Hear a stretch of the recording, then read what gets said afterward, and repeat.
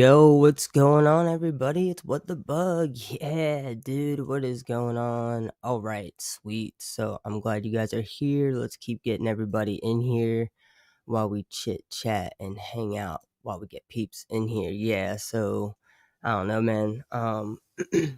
I was gonna call this live something else, but I actually like the way it sounded better for a thumbnail for a video. So I'm just gonna hold off on that idea, but it's gonna be the same talk. I'll just go more in depth because it'll be a video. Let me stop talking out loud. What's up, Sky? Welcome in. Yeah, so I'm gonna show you guys the sneak peek. I'm sure you guys have watched it on your own, whatever. But we go over everything and review the things together.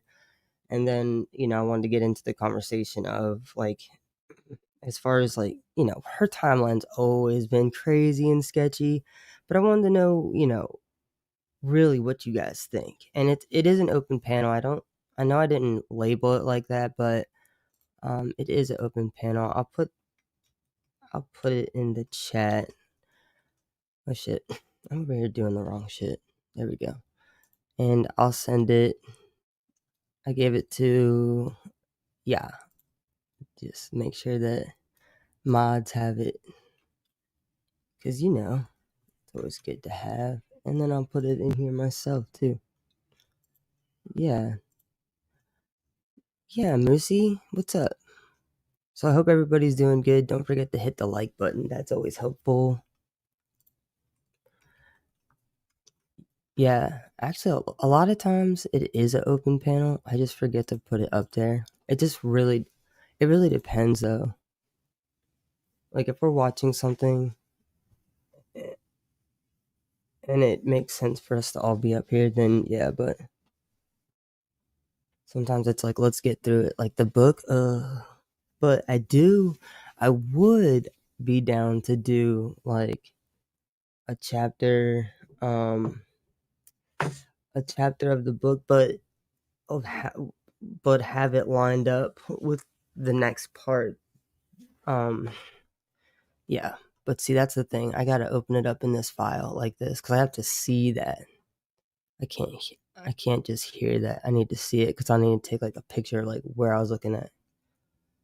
All right. Anyway, let me add this to it so people know like, yo, what's up, yo? And yeah, you guys know how it works with the mics. Don't have a shitty one. Yeah. All right. Cool.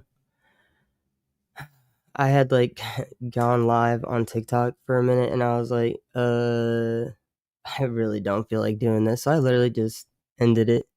I was there for like a couple seconds and it was like a couple minutes. I was like, I'm just here to tune my guitar. I literally tuned my guitar and strummed it, played the little melody that I play, and boom, I ended it. I was like, all right, well, I'm going live in a little bit. Yeah, quality. All right, so I guess we could do this. And if somebody like requests to come up, I know, I got you. I'm blessed with your presence in the chat. And don't anybody feel shy. Come on up. Don't feel intimidated. It's just Gypsy, which I'm not gonna be here forever and a day, guys. But I definitely want to show you guys this. And the other thing I was watching the other day, because something popped up and I was like, all right, that's a sign. Because I wanted to show it to you guys and I didn't know when. And then it popped up today and I was like, all right. But like, I'm also choking on absolutely nothing right now. So I'm really sorry about that. Like coughing in your ear and shit. But I'm trying to like be real subtle about it. Because, like I'm actually kind of like, I can't believe I talked so long through it without clearing my throat. All right, hold on. I'm going to take a sip of this water.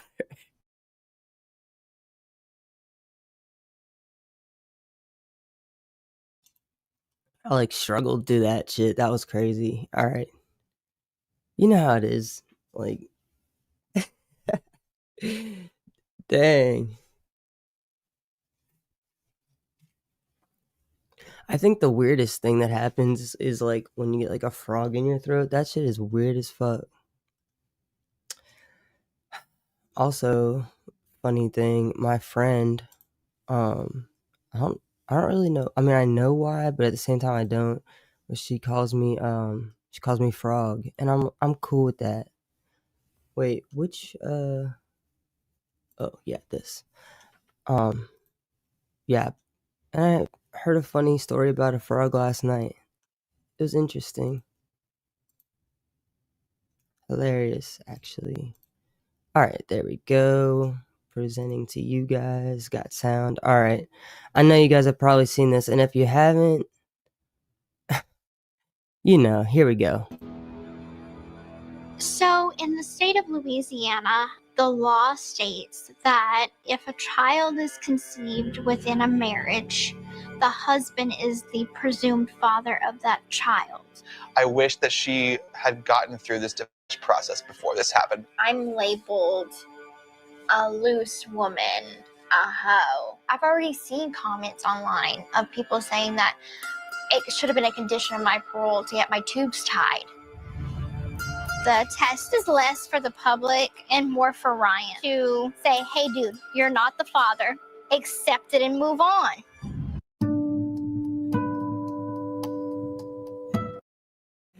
Dude, that is so bad. Accept it and move on. Girl, she's wild. That's crazy. I mean, I'm not like shocked, It's not, oh my god, I can't believe she said that. It's like, no, it's just funny at this point because I mean, dude. Yeah, I know. I have it. I just didn't I have it. It's just that I just looked this clip up just really quick just to do the highlight for that. Um I didn't line the shit up the way that I got it from here. Yeah. But yeah, I'll find the longer one. I know it's over here. Welcome in, Jetica. How's it going? But yeah, so but even just from that little bit though, what do you guys think? I mean, we already knew basically what it was gonna be. We already knew what it was gonna be, based on, you know. Um I know there is. I know there is. I watched it actually right before this. That's why like I don't know. I just like I said, I just like clicked this one. I just played this one. Cuz I literally watched it a little bit ago. Look at this motherfucker, dude. That's crazy. Oh yeah. And um it's weird because it's like, all right, dude. So she's like, "Oh, I okay, like I don't know why I was like she was making a big deal. Oh, cuz her age and shit, right? She's like, "I didn't have candles, whatever, bitch. I've seen there's literally a picture of you fucking leaning over a cake, like dude, whatever. Whatever the fuck you want to say. Whatever. So you didn't have candles on cake? Fine. All right. And then you never really knew what your age was until you knew what your age was. Okay, fine. Even though you kept looking at crazy shit. But then why are you being so weird about when your kid was born? Because you're literally doing the exact same fucking thing. How is that any different? So right now, you you have you have all different types of amounts of people thinking that what you've told people, your narrative is the 28th. Okay, the 28th of December, which we know is her release date. I mean, that's just wild. And then they make the announcement on the first, because like they have to be the number one story. It's like, when they go over the shit at the end of it, it's like, oh, the number one trending story. Like, it'll just be in that shit. I mean, Gypsy, we get it, bro. Like, we know who you is. And unblock me, dude. Like, it's okay to laugh at yourself. You gotta just get to a point where you're just like, you know what? Fuck it, man.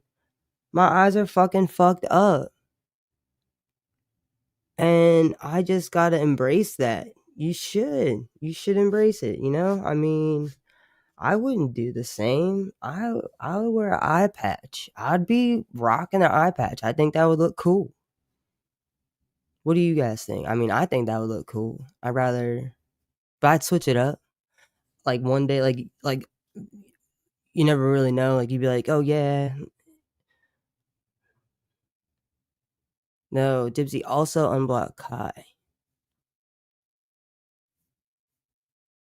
Right. Okay. Yeah, exactly. Zen says, and then to come to find out 3 days later, she had her baby. And I was like, oh, that's why I heard the baby cry. I don't know what you're talking about exactly, but, um, I don't know. I can't remember exactly what I was going to say off of that. Oh, and I don't know. The way she's like jumping around and stuff, like, now, I know I've never had a child, but I have my reasons, and I can tell you a huge fucking reason that I don't have fucking kids. So I could not handle that. No, I couldn't handle that. So the way that she's bouncing around in that video don't seem like she like took that video like a couple days later. Like I know, trust and believe. There's one thing I'm familiar with is a pregnant woman and an after birth pregnant, not pregnant anymore mother. No, she didn't. And you know what? At the book signing, that's when she looked all worn the fuck out. She looked worn out there. She looked fucking really fucking worn out at the court shit. I mean, she came in there with the uh let me go pull up the picture. You know, I take stuff into like great consideration when I'm looking at things, you know. And you guys remember that I don't know if all of you guys or not have, well actually it's actually on here as a reel, I believe, on YouTube. So I pointed out that Casey Anthony, from the time that before she was arrested all the way up until literally today, and I have the pictures in order from, you know, like they're in like chronological order. And her neck literally gets bigger because she's so full of lies. Her neck got bigger with all the lies that she told. Well, I figured out that Gypsy, so, you know, she cut the nose down. We know that the nose is a source of shit that grows, with her especially, but we'll just continue to watch that thing do its thing. But her ankles, that you guys see, here's the thing is that I literally have a folder. It's under my Gypsy Rose folder under YouTube in pictures, and literally there's a fucking folder to itself that is ankles. Now, most of the ankle pictures are in my phone, but they will be transferred over there and put into this video. So, her ankle's been growing. Anyway, I wanted to show you guys the picture. Actually, I guess I could show you the video. That video had me geeking out. I could not resist. If you guys have any pictures of Gypsy, like I have quite a few. I have like, and now it's like I'm trying to think even what she was wearing. I have the one where she's first coming out with Ryan with the leather skirt, and the those were the Benjamin Franklins that she had on that day. And then there was then there's the one that she's wearing on the other time when she's with Ryan, in the black dress, and the shoes when they show them online and stuff. It's got like a little it's got like it looks like they're bedazzled around the ankle part. Yeah, the penny loafers, like, shit. No, the penny loafers she wore to court, I'm gonna show you guys that video, and then I'm gonna show you a picture. Um, she wore the penny loafers to court, though, for sure. But I have those. There's this other time, I have her I think it's when she and Ken are outside of what is it? Nolu, I think it's called. I think that's where it is. Wait, she's wearing this. Is that? Oh, her nudes haven't leaked yet. Yeah. Um, I don't know. There's gotta be something. I mean, she didn't just. I don't know. So, do you guys think that?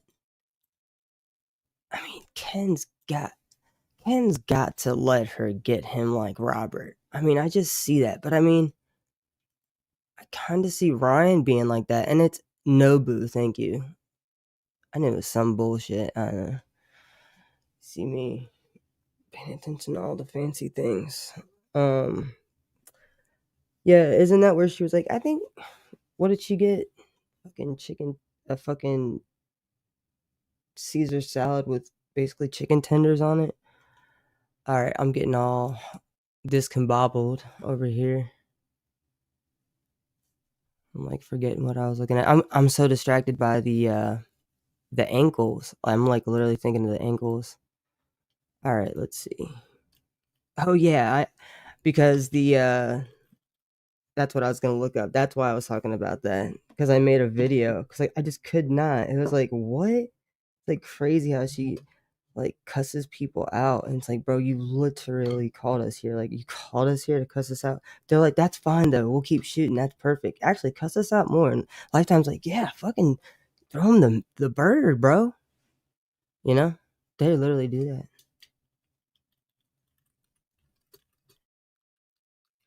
So stupid.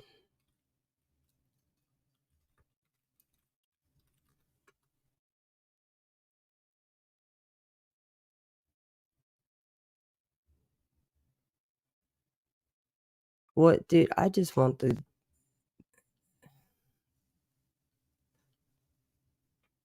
What? This is weird. All the shit that popped up with that instead. What is this even? Damn, they got her fucking. What is this video? I gotta look at this. I'm gonna save this video because they got her jacked up. Anyway, let me try to look this up differently. I don't know why.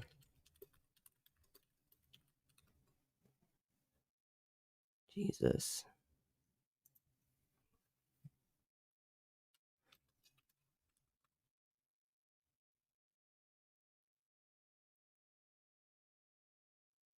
What? What are you talking about? Dude, I don't know what everybody's talking about. Like, seriously? Like 1,000,000 per 1,000,000,000%, I swear on everything. I have no clue what you guys are talking about. There is literally no problem.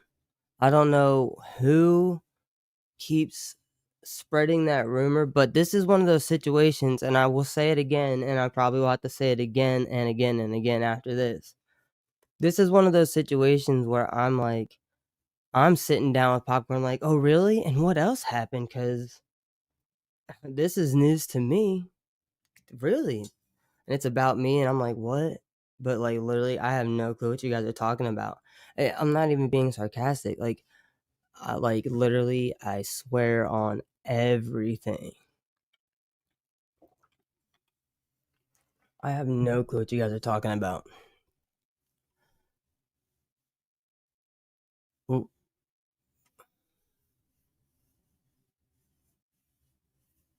yeah, I understand. I know how rumors start, but it's right. At this point, you know what? Morbid, let's just tell them, bro, Morbid. And like y'all can clip this. It's at 21 minutes. Yeah, Morbid. Just at this point, just go along with it and be like, you know what? Fuck Bug. And I'll be like, you know what? Fuck Morbid. But I'll only do it if you'll do it. Because I have no clue what's going on, but they like it. But I really don't. really don't have a problem with anybody. It's just news to me. It's wild. Man. Guys, I'm just gonna go and show you guys the video that I was gonna show you. What? That wasn't even me that said that.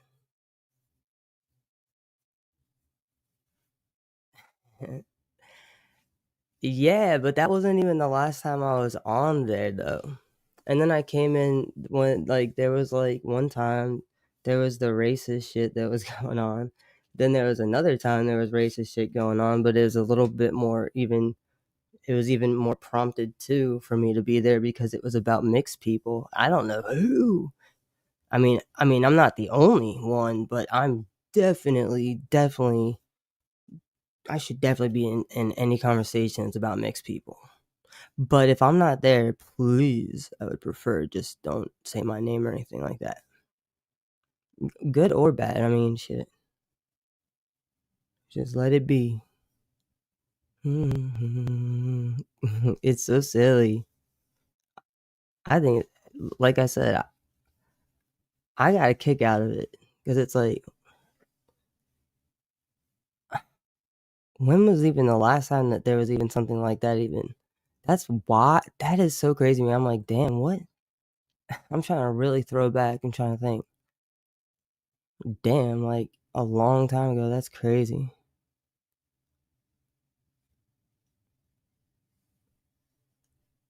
I mean, that's cool. It just depends on like, what's popping.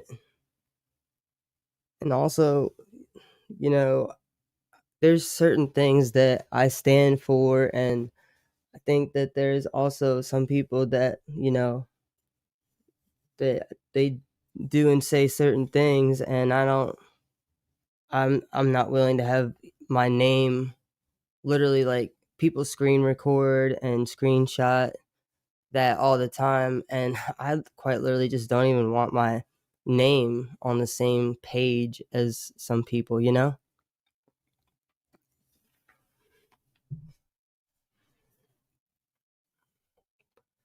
Yeah, but once again, no, it's all good.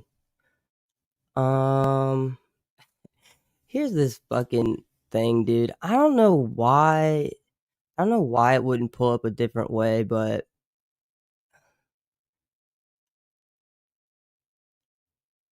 the Helen Keller's this shit. I think this is the funniest shit to me. Like, and this girl right here, Conspiracy, she is sick. I really like her. She's like a cool ass human in general.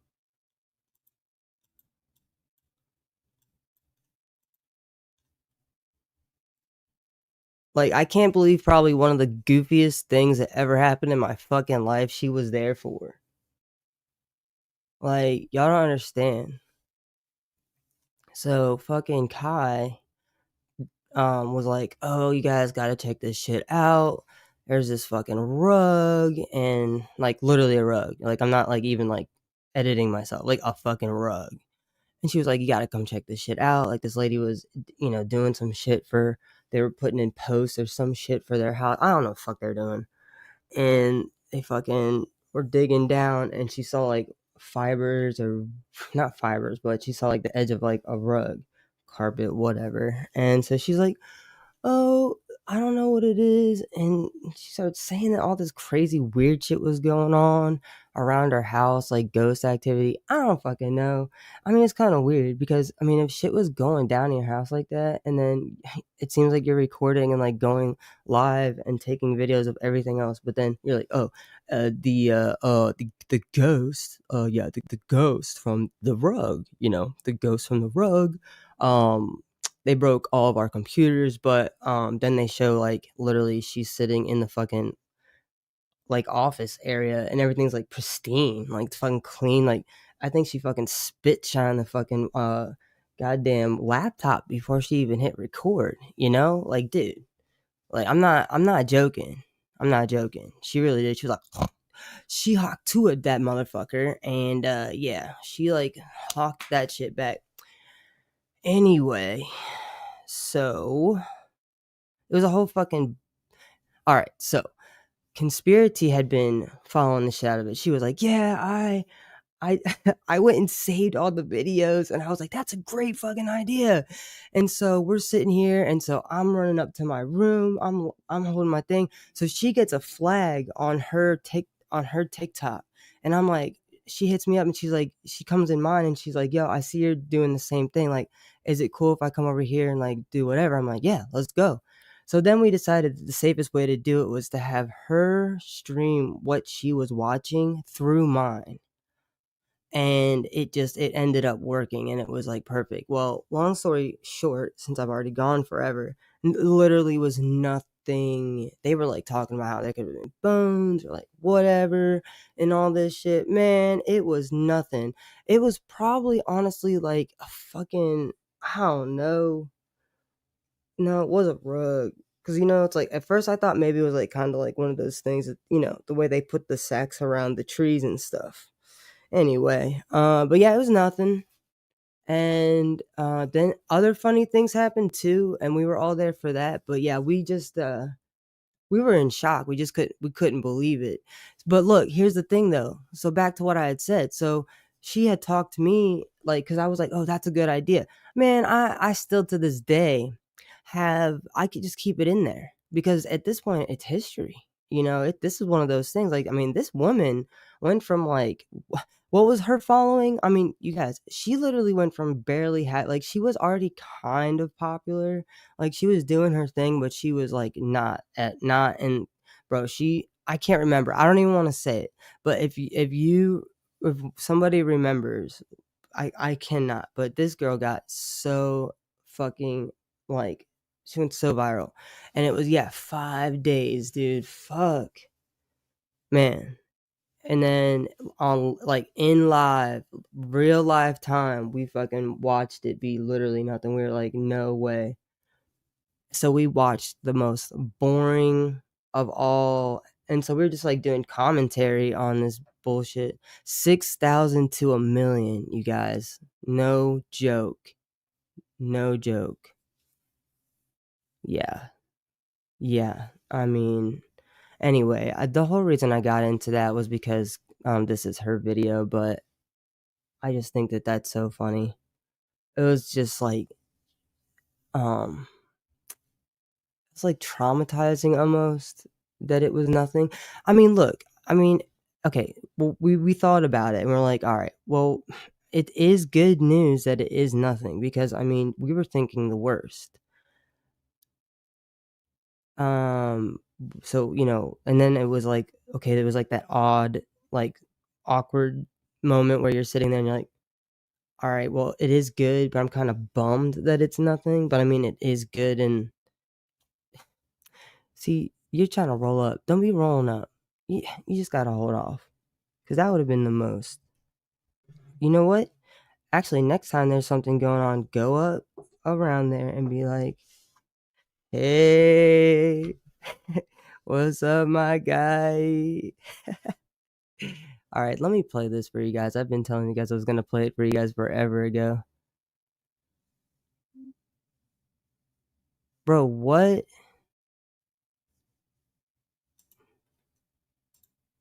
I don't know what you're talking about.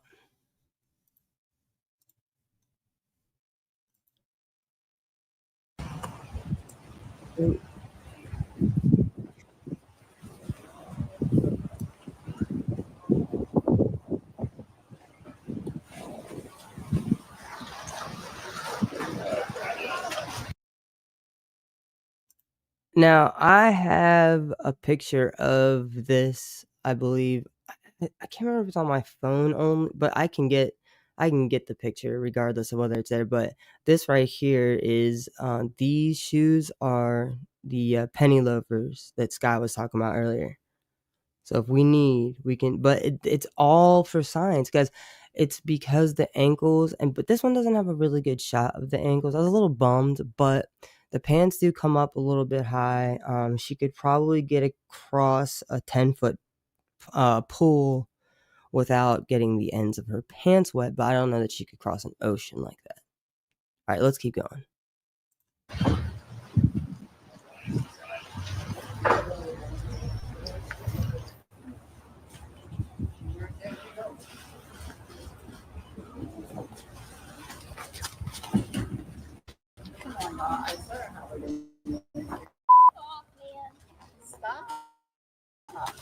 That's literally the best part right there. Gypsy Gypsy Blanchard. Hold on, let me go back. That's the best part. I like that part. I think when people use the F word, it's spicy. Okay, no. For real though, guys. Okay. All jokes aside, though, guys. Let me because I see all the comments coming in. You guys, this is right now is like crucial, like to our conversation because that's what we're here to talk about. Now look, guys.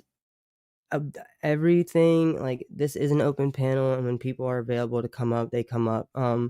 I have time. I can run this later than whatever. Originally, I was just gonna come on for an hour, but let's kind of actually see because I haven't even gotten to the other videos that I wanted to show you guys. What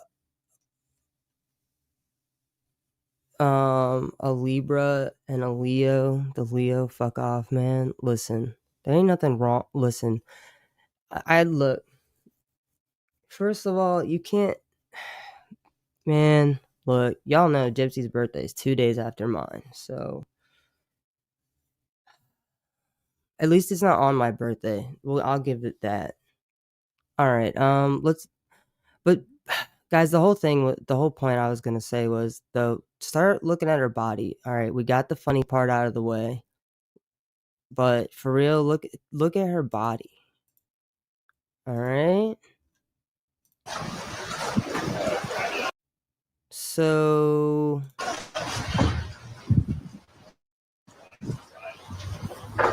I don't know.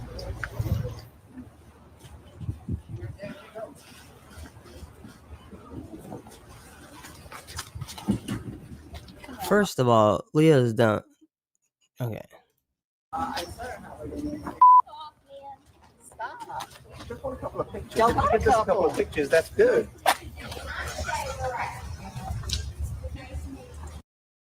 You guys, this right here is literally like got to be one of the funniest things. Guys, I could not help myself. I don't think I ended up posting it on here. I really do need to I like fell behind with posting on all like cross platform, and I like a lot of my stuff is just over there right now, but I will get everything realigned. I apologize for that, but it's just crazy how like there's literally the show right here with them, right? And then she's like cussing them out like, dude, what? So look, I don't know what all actual outlets are really there. We know it's TMZ and we know it's Lifetime. And I don't even know because I'm not like, I guess I could trace it back, but I'm not really that invested. I really don't care that much. But a lot of times with production companies, there will be a videographer. If not one or two, there will be, it depends on what they're shooting, first of all. There will be a sound person depending on, once again, what they're shooting, or if it's just, they're not tripping on that, but they're mic'd up. That's fucking one thing. They're mic'd up. And then not only that, but there will be a photographer. There will be at least one photographer because they're doing all the things. Trust and believe. There's these tricks that they do. Just want a couple of pictures. Give us a couple of pictures. That's good.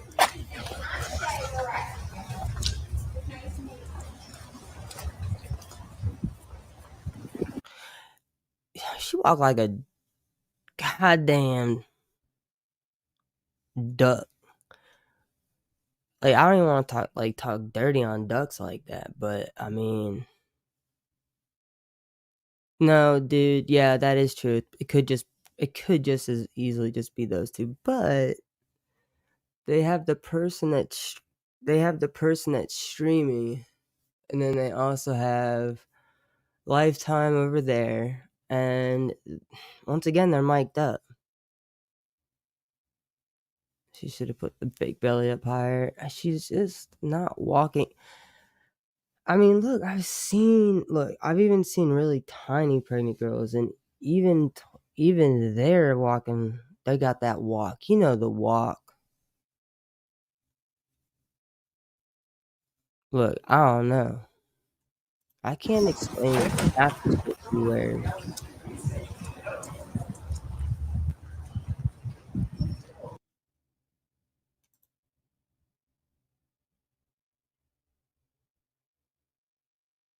Now, bitch, who you hiding from?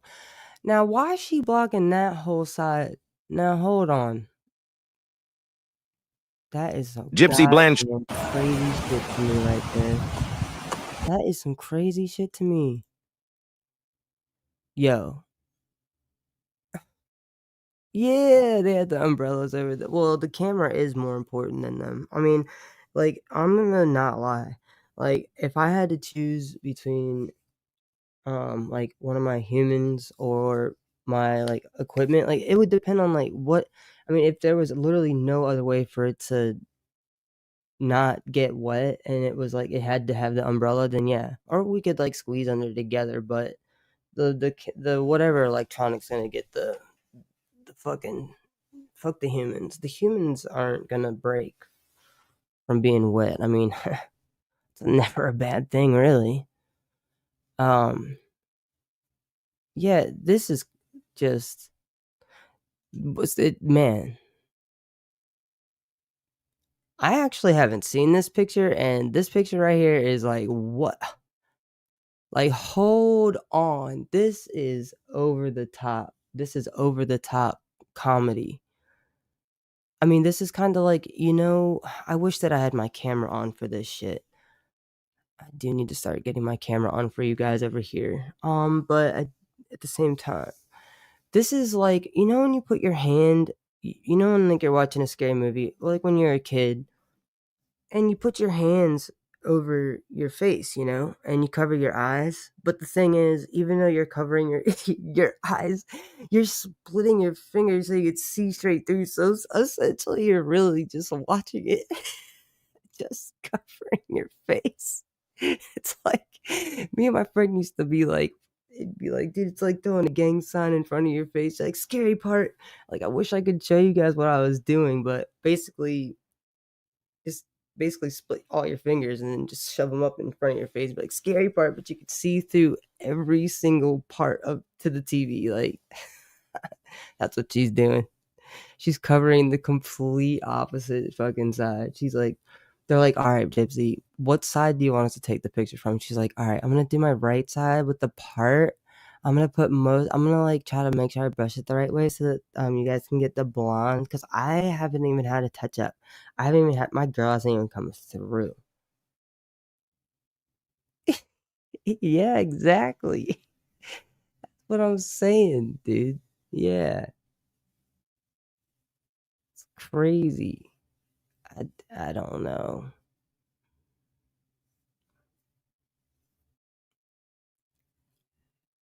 I don't know. I don't know what's better. I don't know, man, but the belt. Someone did mention the belt a little while ago. Now look, listen. Here's the difference what's going on here. Wait a minute. Gypsy Blanche. Wait a minute. This belt. Oh no. Oh, see? See, Conspiracy is playing. See, she's playing too. You see? You see how she plays? She's funny as shit. She's so funny, dude. I like the way I like her like joking style. Some of her shit, like this right here, was sly. So right here, I see the belt is just kind of like out loose, and it's like, I don't really know. It's not even really a look. Like like at least when you're wearing it on with pants, you can kind of turn the belt maybe just enough to kind of make it not like where it doesn't look too crooked, or even have your shirt over it. But this, I feel like the belt should just be like perfectly around. It shouldn't be hanging off. I'm no fashionista or nothing, but I know what looks good and what doesn't, and that don't look alright. Wait, I gotta look over here to look at what that comment says. Hold on.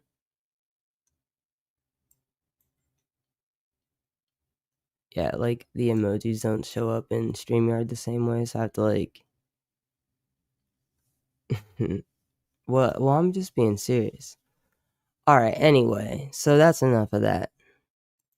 Okay, so now there was talk about Gypsy this was, like, months ago, 'cause I remember talking to somebody, you know what, it might have been Chris, honestly, and, I remember being like, "Dude, I don't know about this," and we had been talking about how something was going on about, uh, like, rumor had it, allegedly, Ken and Christy had been talking about, like, the custody situation, and how basically she Christy was like, "Oh," Christy basically told Ken that no matter what, she would make sure that he didn't lose custody of the kid, and that if she needed to, she would help him take the kid as long as she could continue to have some sort of custody within the agreement or what the fuck ever. So for me, all I'm hearing is I want a way to be able to file this kid. No, not well good. Hold on.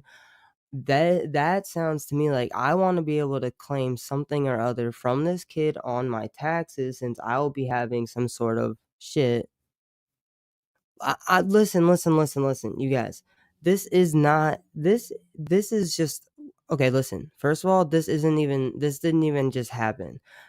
This was from before. This is literally a conversation, a little theory, like just different theories were being thrown out.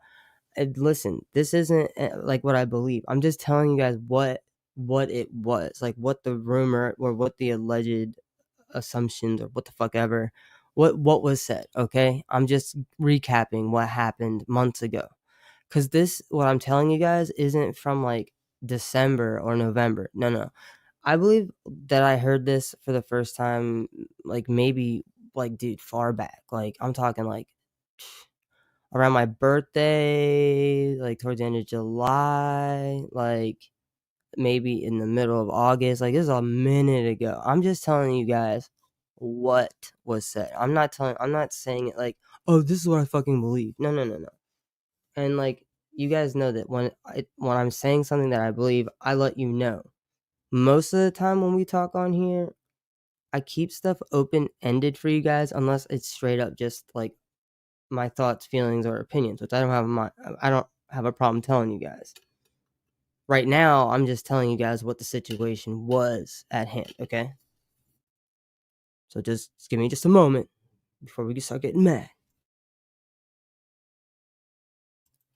Yeah, so now we already know that Christy has done anything and everything and still continues to do anything and everything to make sure that her and Rod's bank account continues to stay stable as long as all of this is going on. I mean, they know it'll get to a point where it'll just be based off of, people watching things and wherever they lay in the royalty section part of things. You know what I mean? Like, yeah, right now they want to be relevant, and like down the road when there's nothing they can do because people are like, no, dude, did you hear about the fucking guy that got the AI implant and then he fucking had the shit and they tried to be like, don't do it, but they were like, do it anyway, dude, and then he terminated the shit out of everybody, bro? Do you remember that? That took over. Like, nobody cares about Gypsy because the fucking Terminator came. Like, and he's not really the Terminator. He doesn't have. He's not from a planet. Like, he's not a different. He's not. It's a guy. They did a surgery on him. Ain't nobody hate. No, yeah. Well, you guys remember, everybody is allowed here with they can have completely opposing opinions than us as long as there's no hate and as long as we can have an open and adult conversation. That's just the only rules. Oh, well, there's actually other rules here, but nothing crazy or anything like that. Like, I don't know, don't be racist. That's actually that's a rule over here, but that goes along the lines of no hate. So no hate pretty much covers all the rules. But you guys know. Yeah, there's a Zen's been very open about how she's actually goes back and forth between like her opinion of certain things. So she's definitely in that gray area for sure. She's not one way or the other. Because sometimes she says shit and she's like, oh, hell no. If you just watch, I watch as you see. Okay.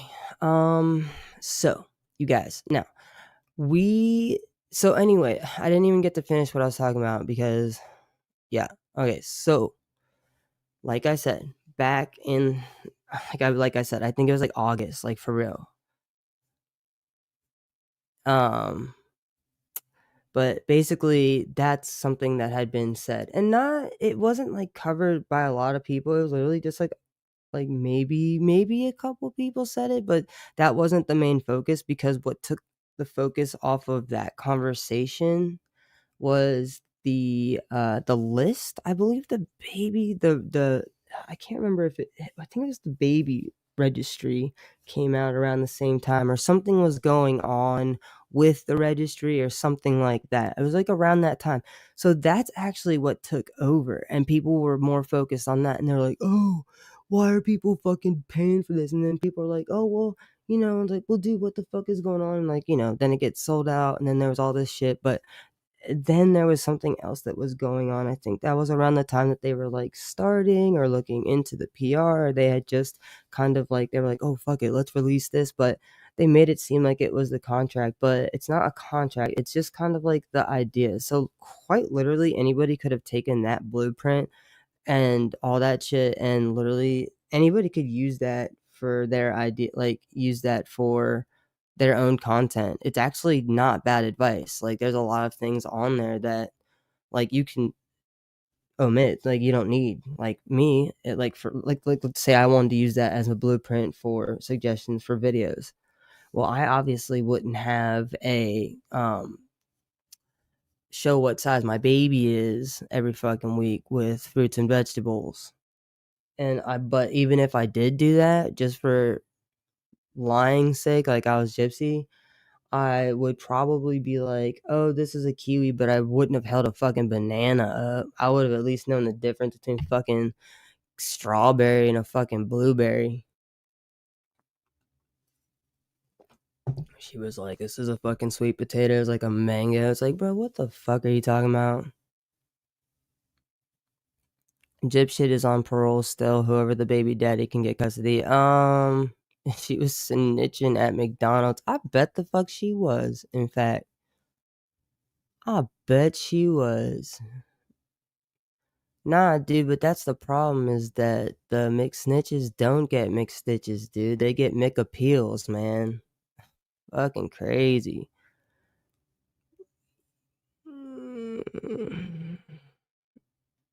She kept mixing up the fruit too because of obvious paternity issues. All right. True. All right. Sorry, guys. I keep rubbing my fucking leg, and I'm sure you can like probably hear it going like on my pants. I apologize. But if you're wondering what that noise is, it's me rubbing my fucking leg.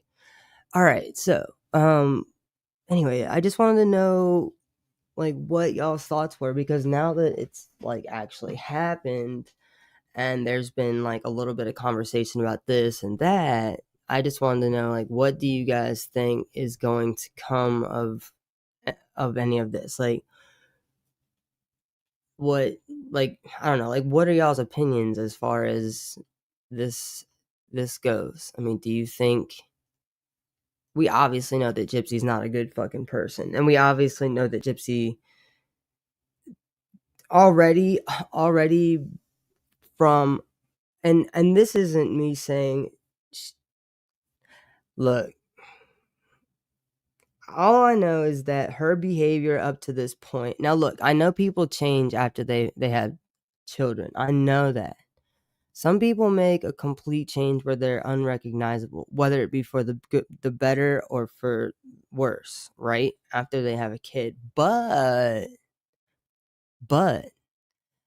from what now Gypsy's a fucking liar, obviously. And so she said, and this is just one thing, okay? Because remember, she made a big deal out of her birthday. I know I said this before, but we were just starting. She said that a big fucking deal with her, and it was a big deal because her mom was lying because she was born in 1991. And then, there was times where she went in and her shit said she was born in 93. There was shit said that she was born in 95. I can't remember if there was another record for sure, but I know there was something written, but I can't remember if it was exactly for the year of which that agreement ended, or if that was something that was pending for something else. So I don't want to just say that one out loud, but I do know that there was a 93, and I do know that there was a 95. And the one that I can't remember is if there is a 7 or 8. Ryan is simping for her because there is just something that he likes about the way that she has a control over him, and he is unable to see the manipulation as a bad thing altogether. He literally, it's one of those, like, what is it? Like, love is blind, or one of those situations of which, look, she's got this tactic, and look, she doesn't have to be good looking to you or me or anybody, right? I mean, look, everyone's got their thing. Look, there's people that you fucking look at them and you'd be like, shit, and then they're like, they fucking start, they say something, or they're like, they're married, and you're like, how the fuck? And then, I mean, it's one of those things. It's kind of like how you see like all those funny and shit chicks. They'll be like, how the fuck am I single? But they're like a stuck up bitch, and it's like, well, yeah, because you're good looking on the outside, you're probably an ugly bitch on the inside. Vice versa, whatever. Anyway, I'm not here judging whether I think someone's good looking or not. But Gypsy's not good looking in my eyes, but maybe in Ryan and Ken and them's eyes. I guess whatever, like.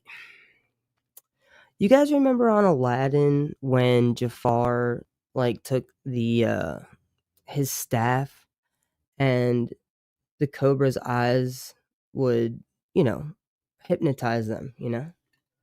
Well, maybe something like that happens with like Gypsy's eyes. Like maybe she's like, come into my eyes or something. I don't know. Like, I don't know. Wait, what? Is it rose colored glasses? Oh.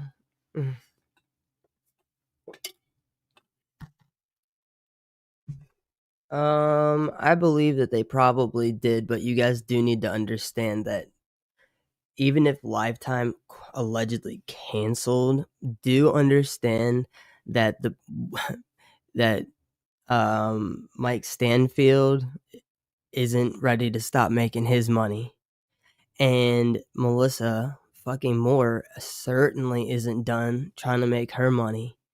So you guys do have to remember that these people are behind this. Melissa Moore works with Lifetime and has deals with them. So even if they didn't sign on for this and they were like, shit, I don't know what, I don't really, like, the only other thing I can think of is if there's something going on within the insurance policy and an agreement somewhere, someone is trying to loophole something and trap Gypsy. That is my thing. I don't feel bad for Gypsy, and she deserves whatever is coming.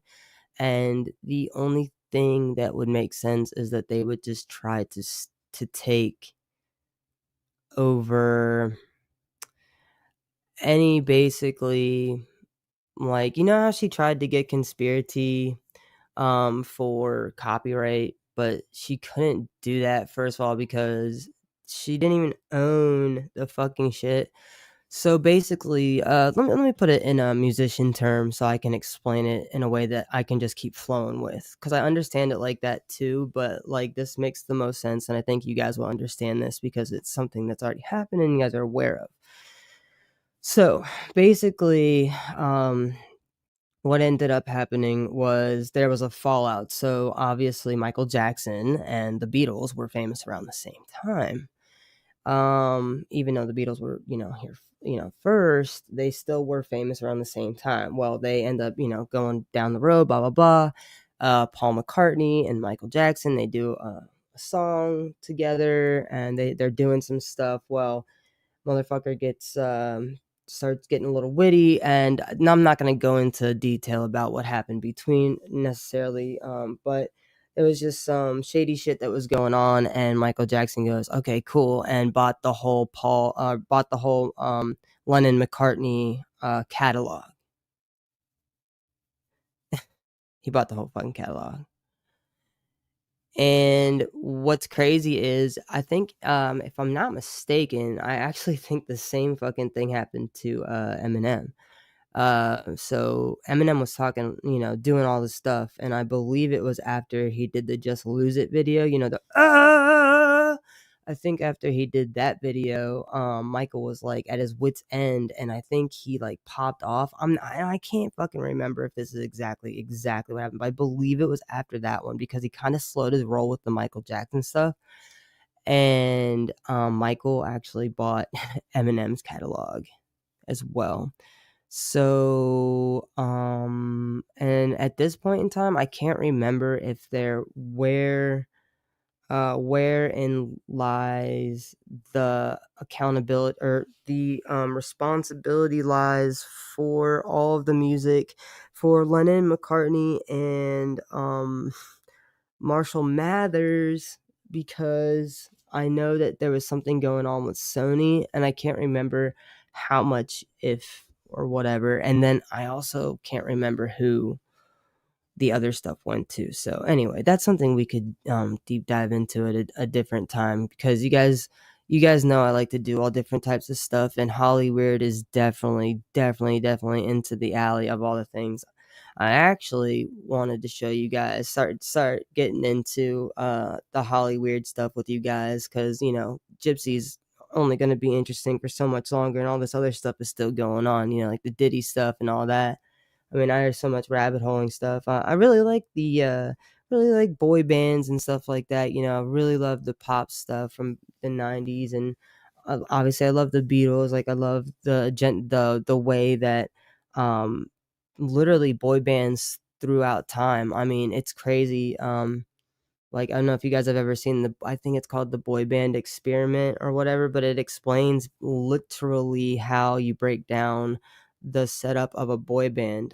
It works the same way for a girl band, but the diagram is quite literally for boy bands. Like you have the bad boy, you have the young one, you have the older guy, you have kind of like the sporty kind of one, and then you have like kind of the nerdy quiet one, and then you mix all the different things in there and then go whatever. But like quite literally, the documentary I want to show you guys was actually about the Backstreet Boys and how they got started, because the Backstreet Boys, they have a weird story, and it's kind of like up in the air, even like really how they got, like, not necessarily together, but it's just weird. But NSYNC has a weird story as well. I love NSYNC. Oh, I love NSYNC. I know so much about NSYNC as well. Obviously Backstreet Boys were doing their thing first. But I actually saw NSYNC before they got famous. They were doing some Disney stuff, and they were touring with other pop artists. Yeah, it is NSYNC, NYSNC. And do you know why it's spelled like that? It's actually got a letter from each one of the guys' names. So Justin, Joey, Chris, Lance, JC. Yeah. And that was Justin Timberlake's mom's idea, actually. I know a lot about these guys. both of them. It's so crazy, and it drives me insane when people mix them up, and like it'll literally be "I Want It That Way," and they're like, "This is in sync, right?" And I'm like, "Motherfucker!" Yeah, the Lou Pearlman. So basically, what ended up happening was the Backstreet Boys were actually already touring and already really worn out, and they were supposed to do the Disney gig that played. Yeah, they were the ones that were supposed to do it, but when they declined it, Lou was like, "Okay, well, I have NSYNC. Would you like to use NSYNC? They're awesome." And so the guys were like, "Fuck yeah!" They were pumped up, and that quite literally changed those gentlemen's lives. The Disney, and I remember it airing. I remember. Yeah, so that's on the. I think that's the Boy Band Experiment. Now that's a crazy documentary, but I actually would prefer to show you guys the one um that BJ Investigates does. Now hold on. Now here's the thing though. I always do this. So basically, what I was planning on doing was showing you guys this. I wanted to show you guys. It's an interrogation, but it's also like it's crazy. So yeah, no, we'll get into that. We can definitely we can do that. We can do boy band. Let's see, what is it? Is today Tuesday? We could do boy band stuff tomorrow. That'd be perfect. To um, I mean, I know I don't have my video on, but I could do like a boy band.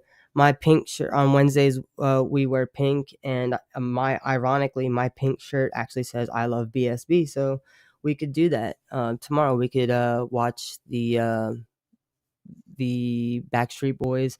It's very graphic. It's a like trigger warning for some of the stuff that we're gonna see. Not graphic, like showing too much, but that same channel also has stuff on Justin Bieber and Usher and Diddy and all the things. But we can start how I started with the boy band stuff. I believe that there's a documentary about Lindsay Lohan as well, and Britney Spears, plenty on there.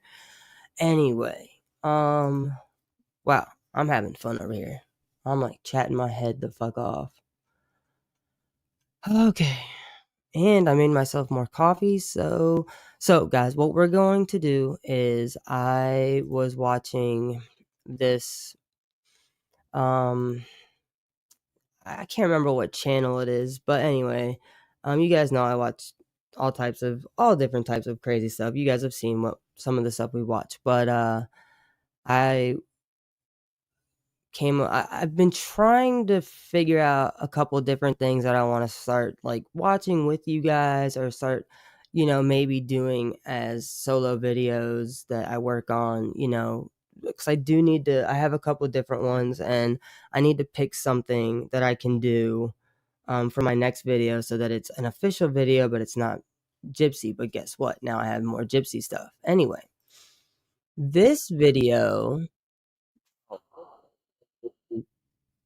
is crazy. So basically, what ends up happening is this guy ends up calling the police, and he's like, something's going on next door. Like, I really don't really know what's going on, but something crazy is going on. Wait, where?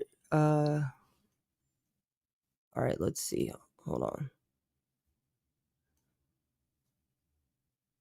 It's it's weird. I don't know why. Sometimes I don't even like realize that I didn't like a video. You know, like I don't even fucking realize.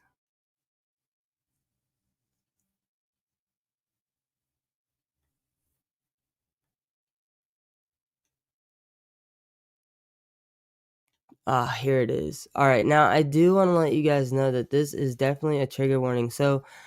Um, so just want to say that this right here, this will bring us this watching this will bring us to the whole end of the way that I wanted to do this. This is actually perfect. Okay, so this is, let me subscribe to this goddamn page and like this video because I do like it. So earlier today, I actually a clip of this, actually the very beginning of it, because it's the grabber was showed up as a TikTok, and I actually shared it to Kai and Bird, and I was like, "Yo," and Bird had some questions, and I was like, "Oh, dude, you don't understand." And she like was asking like a few other questions, and I was like, "Yeah, but this, and that," and she's like, "Oh my god."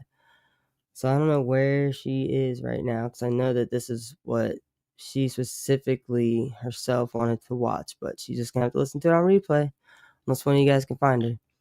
Anyway, so this what I'm gonna show you guys. Once again, trigger warning. This is and I'm not gonna tell you guys what what the outcome or I don't do, I don't like to give it away. So you guys can have your guesses. I'll pause it and talk with you guys. I've already seen it. I know what happens. I know what happened. So I'm gonna keep that to myself. But as you continue to watch, definitely continue to chat in the chat. I'm gonna mute myself and let me present this to you guys. Thank you so much, everyone, for being here as well. You guys are awesome. Don't forget to like the stream. Don't forget to follow, like, share me on here in TikTok because you guys know you like it. Now let me figure out what exactly I'm actually doing. I got distracted. All right, there we go. Yeah. All right. Now, trigger warning for sure, guys. Like I said, this is most certainly yeah, but like I said, I am gonna start having stuff that's gonna be a little bit more along those lines, because we're going to get into the Holly weird. It's gonna continue to lead into all this kind of stuff, but crimes against children are going to start coming up a lot as far as all the stuff that's happening. So I just want to say trigger warning again to everybody. My life, and I've never felt anything like I did last night. The little girl's gone. Any questions for me? My kids are... This is 34-year-old Music Adami. Just hours prior to this footage, Music and her boyfriend, Matthew Bynum, woke up to police inside their trash-filled trailer home. They were unable to move and could barely speak. What's going on? I can't sit upright. I'm just really stiff. What makes this even more terrifying was that lying under the couple was their deceased daughter, Zakiline. Officers would rush to get to the bottom of what had happened, but Music and Matthew are seemingly just as clueless. But as the investigation continued, horrifying clues would point the couple out to be neglectful killers of their own daughter. All the while, they had no idea she had even died. Now, you guys, remember, this is, like, I like to just want to give everybody, because I know that there's people that like to listen to different things and come over here for different reasons. This is definitely one of those days where most days are actually trigger warnings since we are on YouTube for WhatDaBuG's page, but we are definitely in that hour of, yeah. Just want to let you guys know. On March 10th, 2024, Thaddeus Hawkins would wake up to a terrifying scene. He was staying on the property of Music and Matthews, living in his own truck. However, Matthew would scramble to get up after hearing screaming coming from inside the family's trailer home just feet away. He would bust open the door to find the couple and their 2 children stiff and unable to move. As he looked closer, he noticed their daughter, extremely pale and without a pulse. As he went to call 911, Music told him everything was fine and that help wasn't needed. But Thaddeus could tell Music was clearly delusional in her current state and decided to take matters into his own hands, calling 911. Grant County 911, what is the address of your emergency? 97 Quail Run. Okay, tell me exactly what happened. I have no idea. I'm staying with some friends right now, and they are completely. You have a little girl who's not responsive at all. To the adult, the parents are somewhat responsive, but not. They're in and out of. And then they have a 7-year-old boy who is mostly responsive. I was able to get him on a chair, but I don't know what's going on. Okay. I really don't. And are you staying in the same house? No. I'm just on the property. Okay. What is your name? My name is Thaddeus Hawkins. I woke up and I heard someone yelling, "Ow, help!" And so I went in. I was trying to help him. Okay. And what room is he in? It's kind of like a one living area type of thing right now, but he's in the same area as them. They're all in the same like tiny home area. Okay. Give me a second while I get them started on their way, okay? This tragedy would take place in a deserted area far from any civilization, so even though Deputy Orozco rushed to the scene, it would unfortunately be far too late. What's going on? Some of the people in the room right here that aren't responding. They're not responding? There's one that's not responding. Who's here? Sheriff's office. Yeah. What's going on? Not much. Sorry, I'm really stiff this morning. I can't sit upright. Are you guys on anything? No. No? What? No, I'm just really stiff. When Orozco first entered the home, he would notice a foul odor coming from it due to the trash and unhygienic nature of the home. Additionally, he noticed a metal container over a tub with ashes, something seemingly irrelevant now, but something that would help solve the case later on. What's wrong with them? He's tired, I think. Is he awake? He is awake. He moved from here over to there. He is awake. Who's not responsive? Non-responsive. The girl in the middle. No, she's responsive. Let me see. Yeah. You guys need to move. Yes. Move. You guys need to get up now. Yeah. Get up. We're getting up. Get up. We're getting up. I'm getting up. Let's go. Hurry up. Get up. I'm going. You guys need to get out. Yes, sir. Stand up. I can't. Yes, you can. Stand up. Get up. Hurry up. Thank you. You need to get up. Got it. Good. 10-7. Where? Okay, the reason that I paused it, but god damn it, I always have trouble fucking rewinding on here because it goes back too damn far. But right there, the damn husband is leaning over, and I wanted to show you guys that he's leaning over. They're gonna zoom in on it again. Fuck it, I'll just let it play. But the thing that they were showing was that was one of the heaters that they use in their house. Right here. Okay. Move. Get up. Yes. Get up now. Get out. Get out. I don't care. Stand up. I'm going. Yeah, so the husband's literally leaning on their heater. They're gonna go and he's gonna go into more detail about it. I just wanted to point it out because I can only imagine what you guys are thinking at this point because I know what I was thinking. It's just like note all the different things like around the house. I know there's a million things, but there's a few things around the house. Like just keep an eye on, like you'll see the body cam. How long, Hondo? Check his vitals. Did y'all smoke? Huh? No.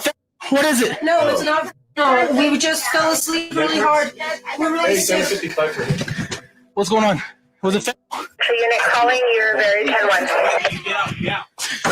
I'm not calling 8. Stand up. Come on. Give me your hands. Where is this going? Stand up! Now! Now, there is, I don't even know like what you would even think. So, the officer obviously sees that this little girl is more than likely completely, gone. But he doesn't know, and they're just trying to do what he can. And honestly, like, he's just like, fuck. Because at this point, you don't know what the fuck is going on. And this house is disgusting. The living conditions inside and outside are just absolutely horrific. So, yeah, I'm not defending the police or nothing like that. Just could imagine as a human. I'm just saying, like, as a human, imagine like seeing any of this. Okay. I'm not gonna tell you again. Stand up. Standing up. I'm trying to. Give me the other arm. Yeah. Ow. While Music and Matthew are being placed in handcuffs, Deputy Orozco would perform CPR on the daughter, Zachaline. Unfortunately, it would be too late, and she would pass away that night. Fortunately, their son would be rescued from the home with only minor injuries and would be transported to the hospital. But one crucial question remained. What had caused Music and Matthew to be so incoherent that they had no idea their daughter was deceased just inches away from them? Seem confused. So nothing? What about me? Right, just be honest with me because I need to be able to treat your kids. Let me get up, okay?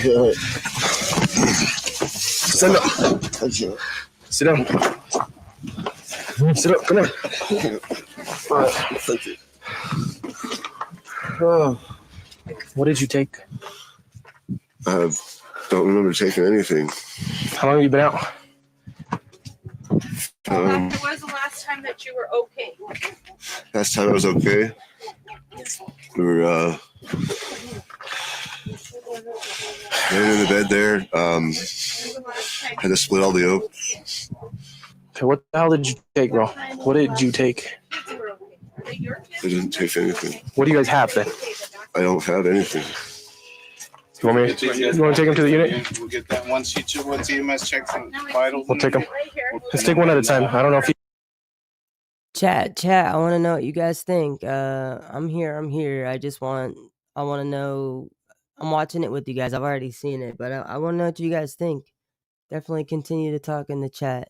I'm gonna let you guys keep watching this, but I want to know. I want to know your thoughts. Like, what do you guys think? Like, what are your thoughts? What are your feelings? If he can walk. He needs to get seen first. Okay, so we don't know exactly what they took. They're both confused. They don't want to say anything. We have 110 side, 5-year-old. Yeah. Another one, bad condition. He was unconscious, I believe, when they got here. And she was also in bad condition when they got here. But our detectives are on their way right now, so we're just securing everything. She good? Let's go. Stand up. What's your name? Music. Huh? Music. All right, stand up, Music, and place your hands behind your back, okay? Right. I can't really stand it very well. Let's go. Hurry up. I don't know what it is. I'm trying. Turn around. Give me your other hand.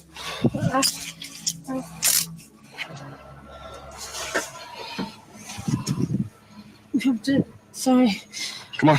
I'm trying. I'm really trying.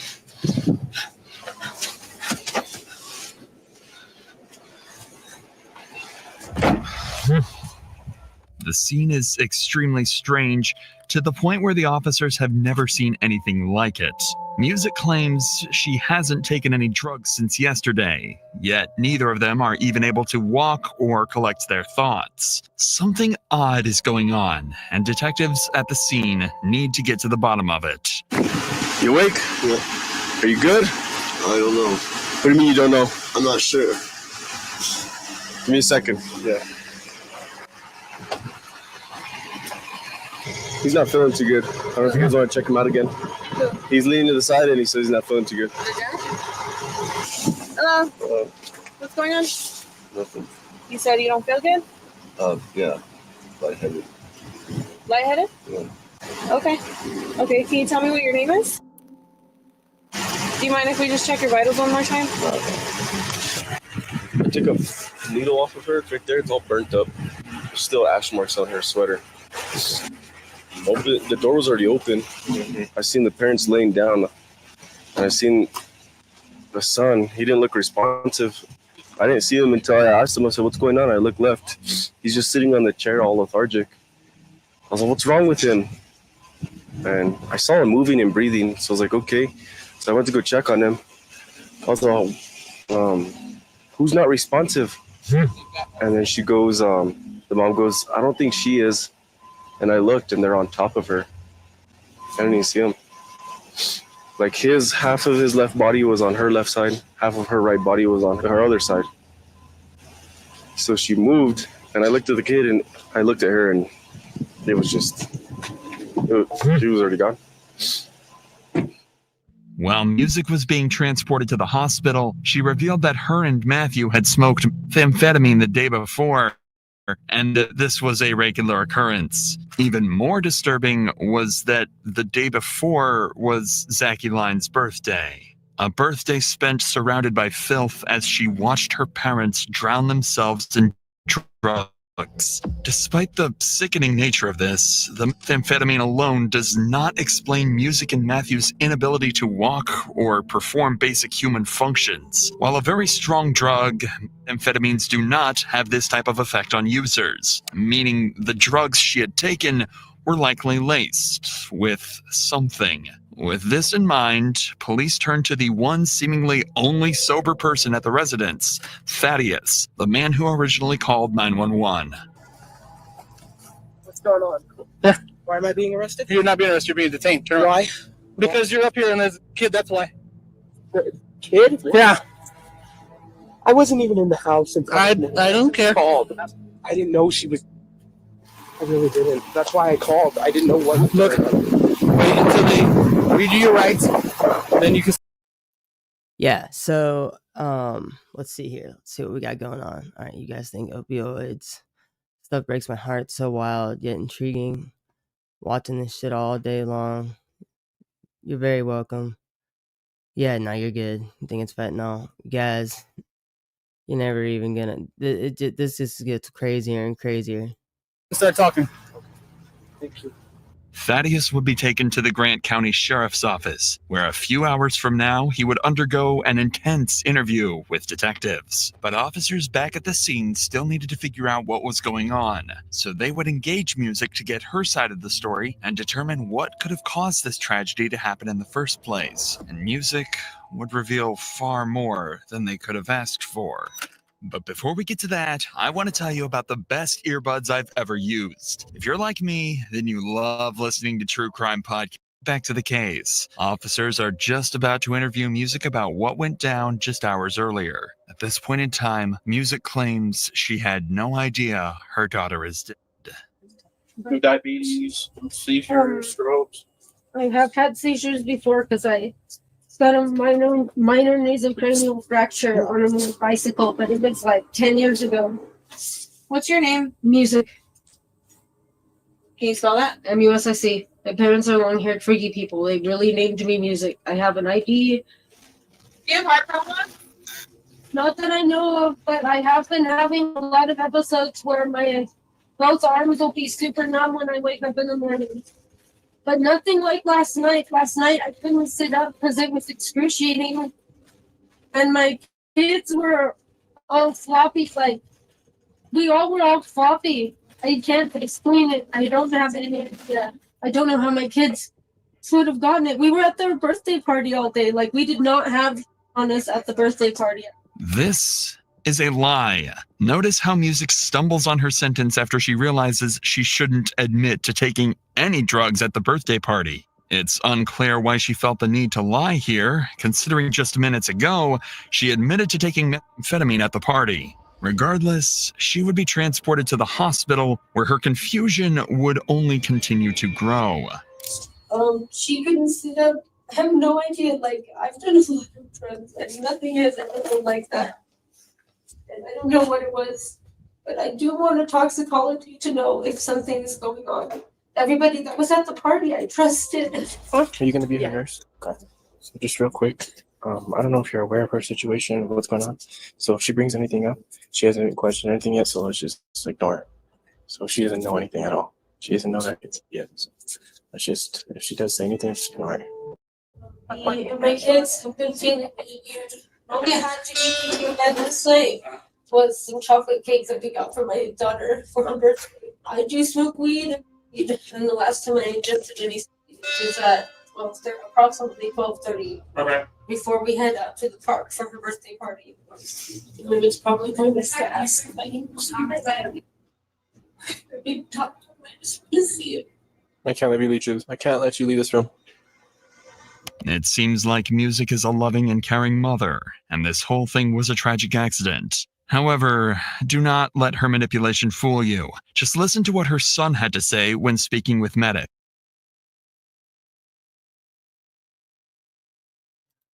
Sorry, guys. I put my damn coffee on my mouse pad, and so I'm sitting here trying to pause the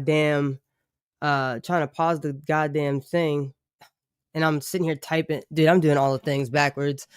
I'm fucking typing it on my phone, trying to send something over here in the comments. Like, oh my god, I'm completely backwards. Almost put my hand in my coffee. Yeah, this shit is wild. And it's crazy because it's like, I don't know, but it's weird to me how music keeps the things that she keeps saying. Now, fuck, I think I missed my favorite part. Oh, I did. Guys, I'm sorry. I wasn't even like looking up. Like, I'll go back to where we are. Let's see. We're right here. All right, look, I just had to point this out to you guys. I thought it was too funny. It was too funny. So she asks her what her name is. If you guys watch the EMT's face, she asks her what her name is and shit. Watch. What's your name? Music. Can you spell that? MUSIC. Yeah, the pause and then her looking at the other EMT with that face is fucking to die for.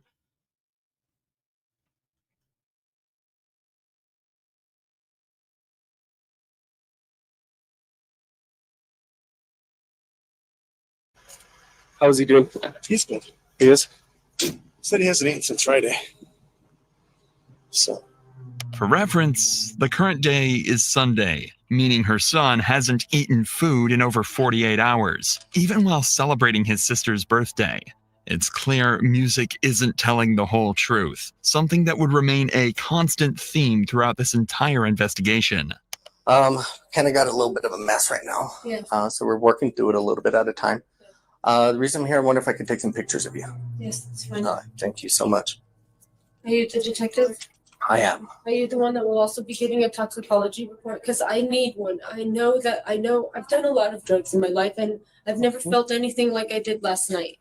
It was completely bizarre. Well, and all that we had was the chocolate cake that we bought at Albertsons just before bed. We need one more slice of chocolate cake. Okay, and what was it that you felt last night?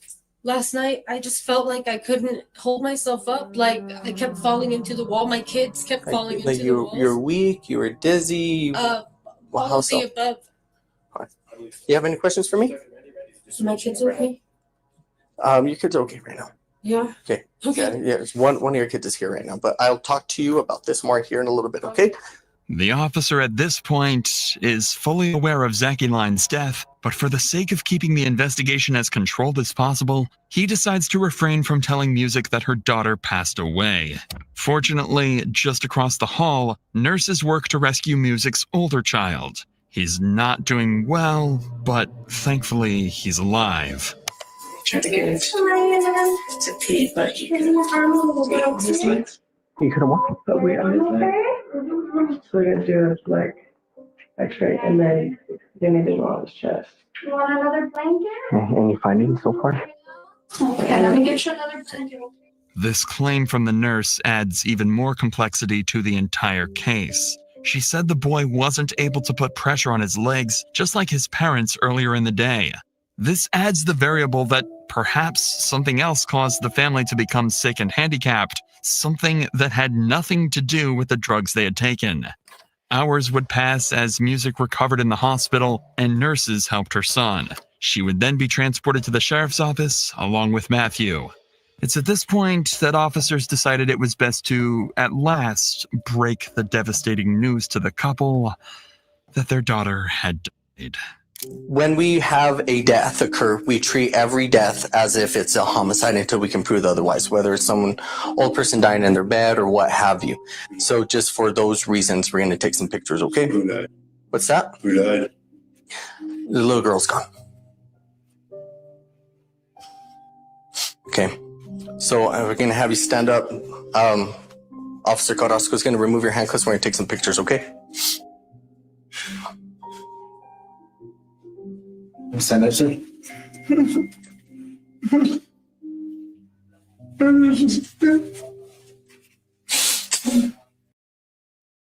Yeah, isn't that crazy, guys?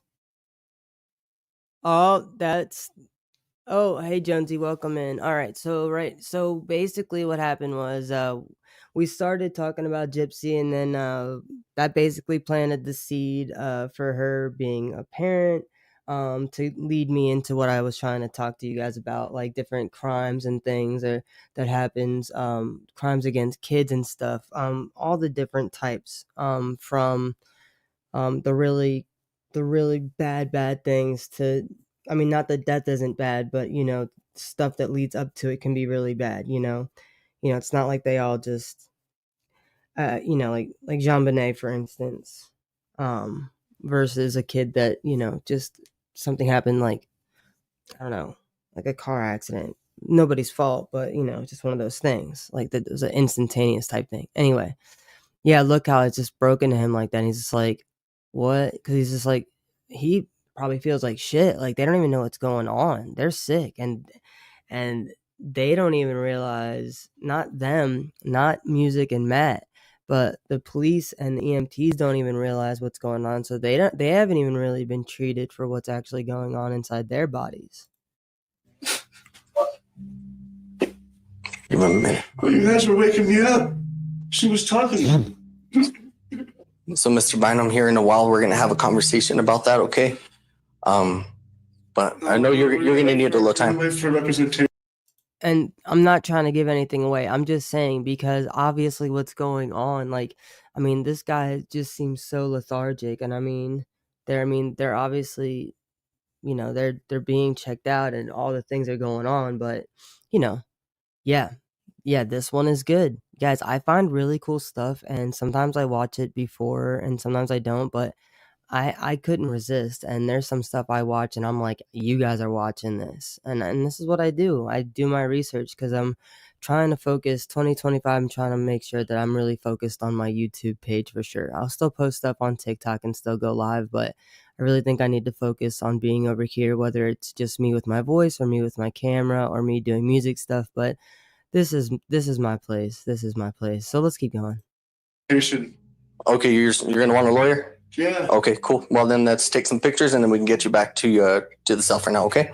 They would allow Matthew to break the news to Music in a private area without cameras. However, as it would turn out, Matthew was too afraid to break the news and saved it for a detective later on. You guys are free to go. You guys are free to go. You just can't go back to the house. Go back to the house right now. Yeah. So, well, he doesn't know. That's what I'm telling him. I don't know. Okay, yeah. So you can't go back to the house. You guys are free to go. You guys' phones. She understands have one phone. the phone. Yeah. You guys come back tomorrow and get with the detectives in the morning. The couple would roam free following this news, but without a home, they would live out on the streets for the night. Detectives, on the other hand, had a crucial question to answer. What could have possibly caused all of this to happen? As of now, nothing makes sense. A child was dead, and an answer had to be found. Fortunately, detectives had a plan to find the answers they were looking for. Remember Thaddeus, the guy on the scene who called 911? Yeah. Now, dude, this is just crazy because, like I said, like they checked their vitals and stuff, and they obviously were healthy enough to go. But I mean, I guess they just were like, all right, well, I mean, they're good. I honestly went and refilled my coffee, so I can't remember if they did an update on the sun, but I know that this part right here, Thaddeus talking, is definitely important. I hope you guys are enjoying this. Don't forget to like, follow, share, subscribe, do all the things that help Bug out. Whether you want to watch me here or on TikTok, that's always cool. I'm not live on TikTok right now, but it's always nice to have you guys come over there and do some comedy stuff as well. But that's just videos bullshit. Y'all know that's just the bullshit. This right here, though, yeah, this is interesting. Okay, cool. I couldn't remember if they had spoken on the sun or not, because this is just like, where's this going? Like what like what fucking drugs have they taken? I mean, we haven't even talked the music.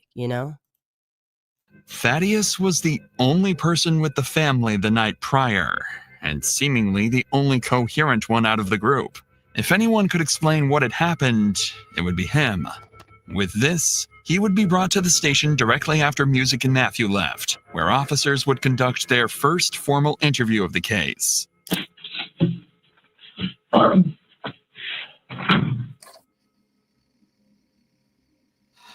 about that. Still a lot going on right now. All right, so I'm going to read this to you. It's an advice of your rights to investigative detention, okay? Yeah. Considering the matter at hand. Yeah. The detective would go on to read Thaddeus his rights. It's important to know that detectives do consider Thaddeus a potential suspect. The goal of this interview is not only to determine whether or not Music and Matthew are guilty, but if Thaddeus could have played a role in Zachy Line's death.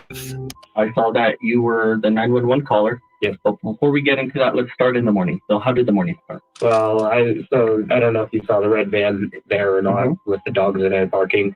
That's where I'm trying to convert that little trailer. That's where I was sleeping. I woke up and I thought I heard the kids playing around outside, and then I realized that someone was yelling out from inside the tiny home, and I didn't know why. So I got out of the van and I went and I checked. There was music. Matt was kind of laying near music, like almost on top of Zachy, little girl. So that's what I decided to call 911. So let's just kind of backtrack it a little bit. So you heard music yelling. So you hear that. You walk to the door. You go to the door and you open the door and you see Zach, you said? Zachy, and music laying on what? Well, that was on the bed. Zachy was kind of half on, half off, and music was not on the bed at all. So far, Thaddeus's recollection of events is accurate to what officers observed when they got onto the scene. He would go on to say that Music and Matthew don't consume or smoke any kind of drug other than marijuana. We know this is a lie, as Music herself admitted to taking methamphetamine the day prior, meaning Thaddeus's statements need to be taken with a grain of salt. However, none of this would matter, as the detective would ask a single question that, quite literally, would change the trajectory of the entire case. How did they get out? It's a propane heater on the wall, yeah. But last night, the propane... Okay, so, do you see this? That's okay, Avi. Thanks for stopping in. Once again, it is YouTube. I mean, although you can technically post a replay on TikTok, that's not TikTok territory type stuff. Anyway, yeah, so the replay will be here. I know it's fun to chat while we're here, but this is such an interesting one. This is actually one that you probably should just rewind and actually watch anyway, because this one's good. I'm sure everybody can tell you. So, guys, this is the heater. Okay. This is the heater the dad had been leaning on. The door would be right about where Thaddeus is sitting.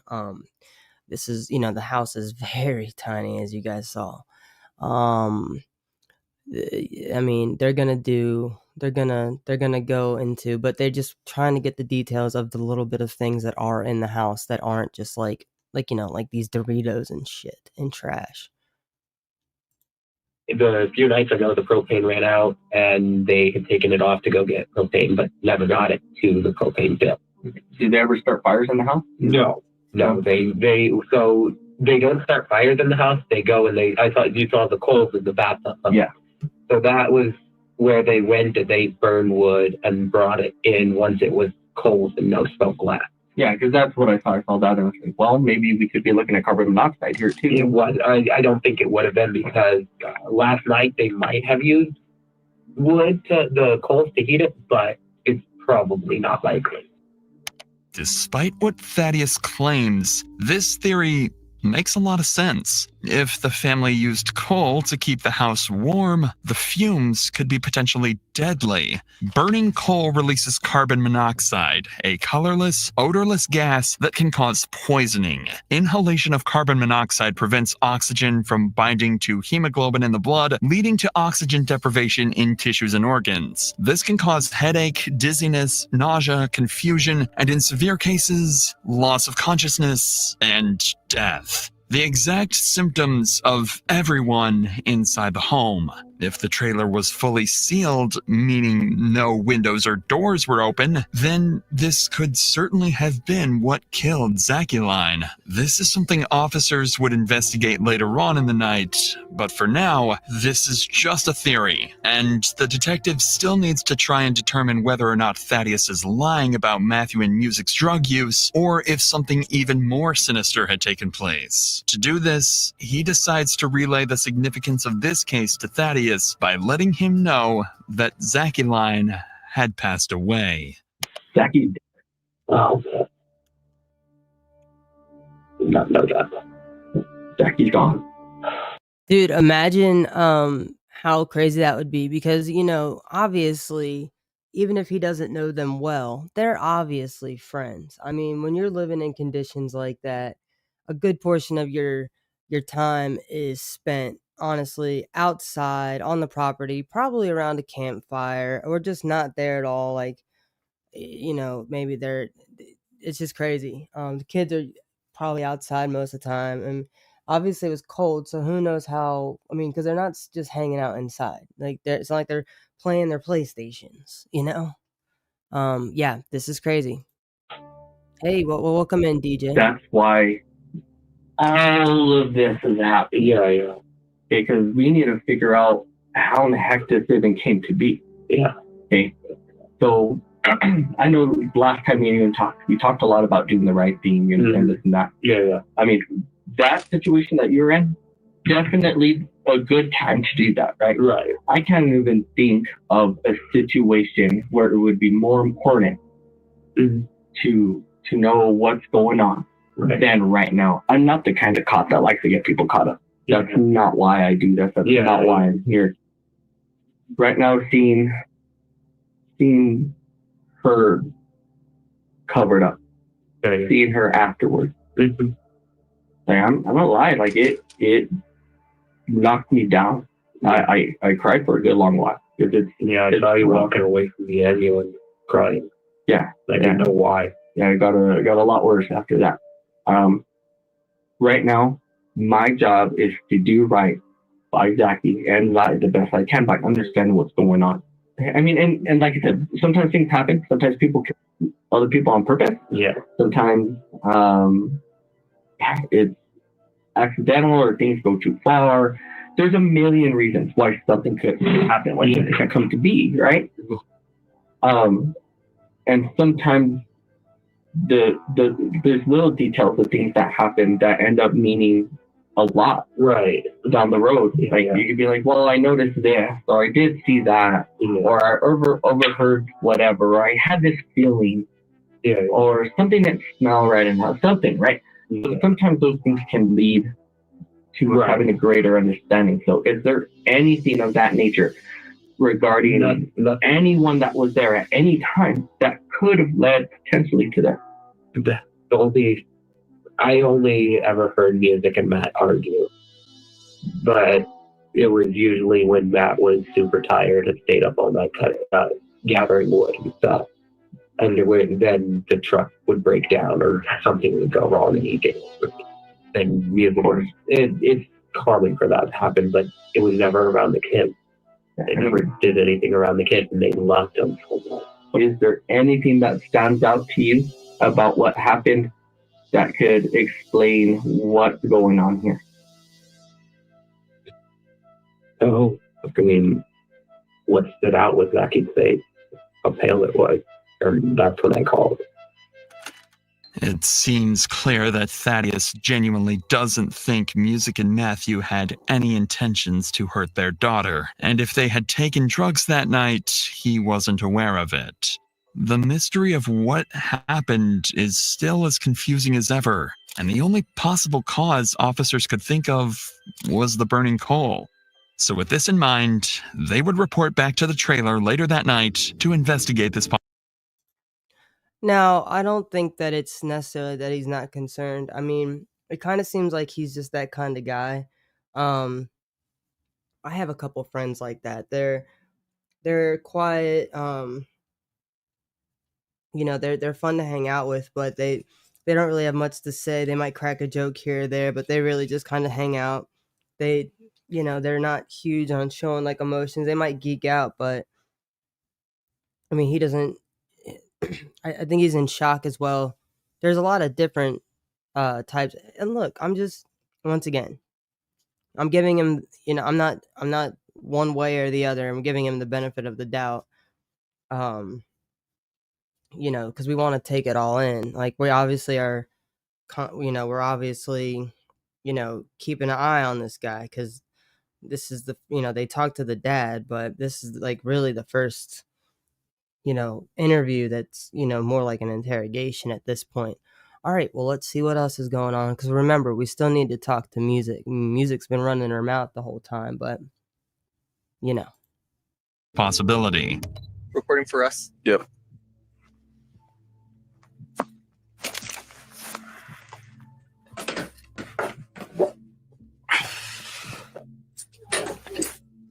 So I'm sure they went over this several times with you, but boy was somewhere in this region.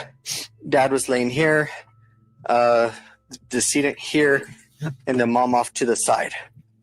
And then when Thaddeus came in, he saw them here. She was super pale. For some reason, moved him to this chair, and then came back, and then that's when he started calling 911.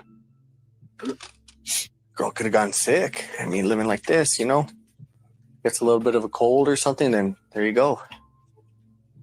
She had any kind of immunocompromise. So they said that she got sick and threw up. The mom was like, "I've done a lot of drugs in my life." She goes, "I occasionally do meth and but I don't do nothing like that, and I've never felt like I did last night ever in my life." It seemed like the case was quite clear at this point. The carbon monoxide poisoning was too much for Zachy Line's body to handle, and she passed. All they had to do was find a way to factually prove that there were high levels of carbon monoxide in the trailer, and their case would be closed. A post-mortem toxicology analysis would be conducted on Zachy Lines specifically designed to identify carboxyhemoglobin saturation. Normal carboxyhemoglobin levels are generally up to 3.5% in non-smokers and up to 8% in smokers. When Zachy Lines' result came back, it showed a 70% saturation. It was far too much to survive. The coal fumes had killed her. The next day, detectives would bring back both Music and Matthew to the station. yeah. So how crazy is that? Because it's like it could have been all those different things, and you know, it's one of those situations where it's like, damn, like, and I liked the way that the channel framed it, because it did leave it like open for us to kind of keep guessing. I thought that was cool. I was like, that was different. Definitely different of a channel to do that. Sorry, I'm trying to fix this little thing right here and it's not working. All right, so now we know. So it was the silent killer. Yeah, it sucks. It's dangerous. So now basically the whole thing is, now we got to figure out, are these two aware? Are these two, like, what's going on? And then, you know, they've been poisoned. The son's been poisoned. Obviously, the daughter couldn't handle it. Well, let's keep going. Matthew insisted on only speaking if he had an attorney present, but Music agreed to sit down for a conversation. The detective wants to determine a few specific things during this interrogation. Did Music or Matthew know that heating their home with the hot coal ash was extremely dangerous, yet continue to do it? And ultimately, were they aware that their daughter had passed and tried to go without calling 911?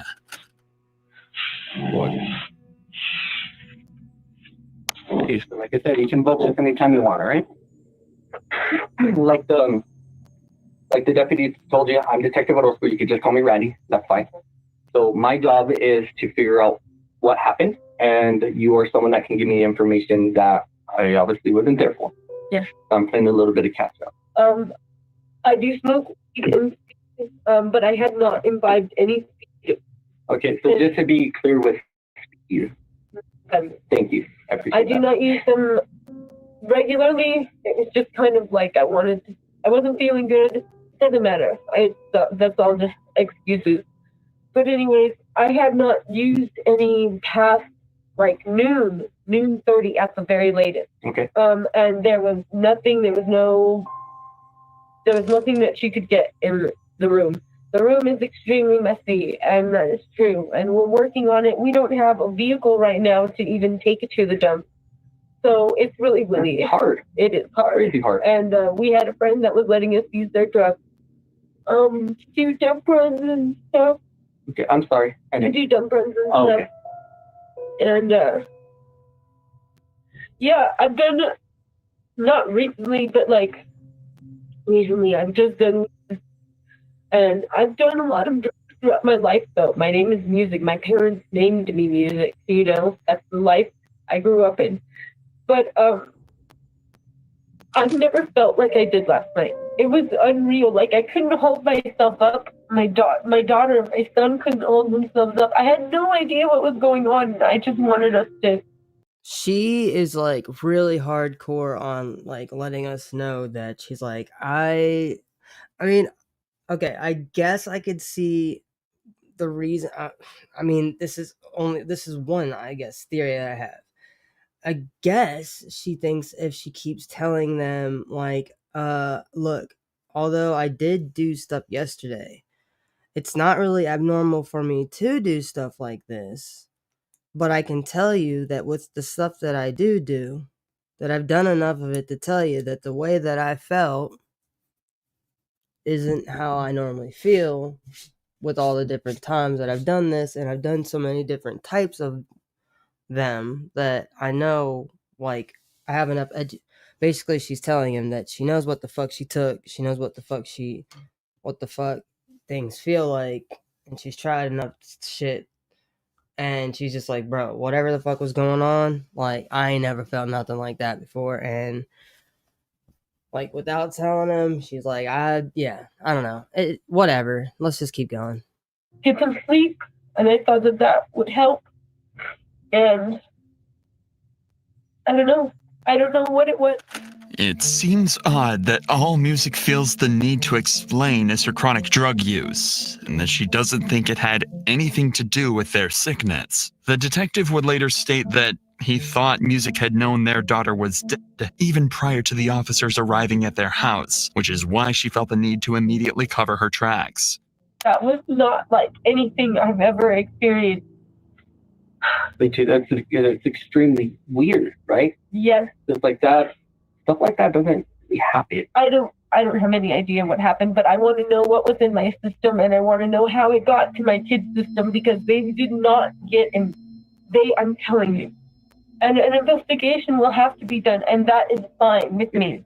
But I know that I do not do this anymore. I know that. And so if that's in my system, and if that's in my little girl's system, somebody put it there. Sorry, excuse my language, but I do not speak however you want. You're going through some shit right now. Straight up. No, I want to speak eloquently because I don't want to be misconstrued. I don't want to be misconstrued. I know that a lot of people come through here lying about what they do, and I am not here to lie about what I do. I'm here to figure out what happened to my children, because I just want to know they're okay. So we want the opportunity to become the best suit for them. I don't know what happened. I don't think it was the cake or anything. I don't know what it was. What about the heater for the house? The heater, we don't have the propane hooked. We're out of propane. And the cold?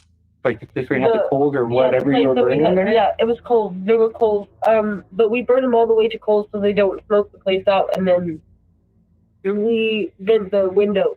Normally we have a propane heater, and when we have the propane hooked up to the heater that's up against the wall, we still leave it vented, because the kids were, a while back, like when we first moved in, this is over a year ago, my son was waking up, throwing up, and we discovered it's because we had all the windows shut with the propane heater on, so it wasn't ventilating properly. So we started leaving the windows just cracked, and that was enough, and all the throwing up stuff.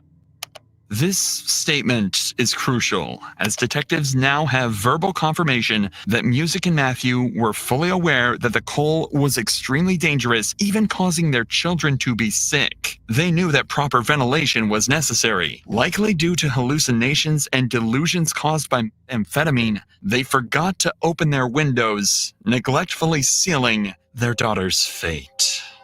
Yeah, that was my initial thought with everyone in the house. Like you guys, from what we were told at the time, like people just aren't feeling good, and having that type of heater inside the house, or even burning the coals inside, you get a little carbon monoxide. A certain percent, I'm not a doctor, some percent you're going to start feeling sick and whatnot, and after that things get a little bit more serious. Yeah. Right, progressively more serious until that's solved. There should have been at least 2 windows in the house. It was very important that the detective didn't reveal that they already knew Zachy Line's death was due to carbon monoxide poisoning, as it would have allowed Music to start making news stories and trying to clear her name, as she had done at the start of the interrogation. Since he left Zachy Line's cause of death hidden from Music, she was more than happy to give up all of that information. Guy, right? Is that your son's name? Guy? I checked on him at the hospital when I saw you. So from what they're thinking at that time, things could have changed. He looks like he has a touch of pneumonia. Okay. Okay, but I mean, otherwise, he seemed pretty okay. They're treating them. They're gonna do what. Yeah, it totally sucks because, like, you know, they have to withhold the information like that from her, but they need to get a fucking explanation because this kid is gone. And I mean, they were already in shit fuck conditions, you know? And no fucking kid deserves that, man. Like, I don't know. I mean, I have so much to say, but also at the same time, it's one of those, well, you don't have kids. Yeah, but I can tell you even if I fucking did, I would make sure that my fucking kids had more than like a little fucking dirty as fuck goddamn shack to fucking live in. I would do anything and everything to make sure they had anything and everything I could provide for them regardless. But I would do definitely better than that. Fucking living in that bullshit. I wouldn't even let my dog live in there. Missy, you would never live in there. Yeah. Alright, let's keep going. Doctors do. Yeah. Right, and checking for all sorts of stuff. Zachy, she didn't survive.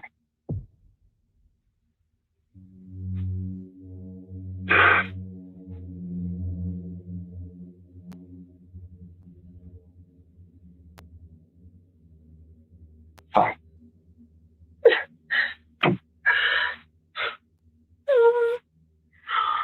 But we are going to look into it as deeply as we possibly can to try to get a better answer for what happened.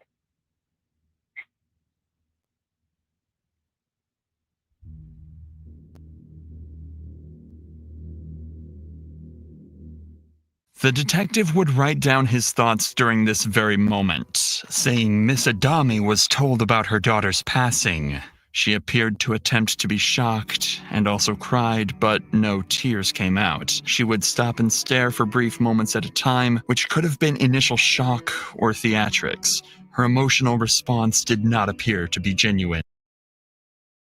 I'm gonna let the statement continue to go, but before it even goes, I mean, dude, what did you guys think? Like, you guys can, I'd rather you guys comment and let it come in so I can see what's going on by the time the statement ends.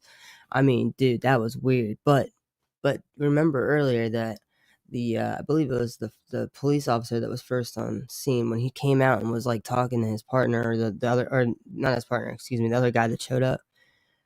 He was like, maybe it was Thaddeus that said it, and he was like, I don't know, like, I got there, there was nothing going on, but somebody said that they thought that maybe she had woken up and realized that she had passed away and was trying to cover it up. So I don't know that Matt necessarily knew that she was passed away, but Music may have known. I think someone said something like that.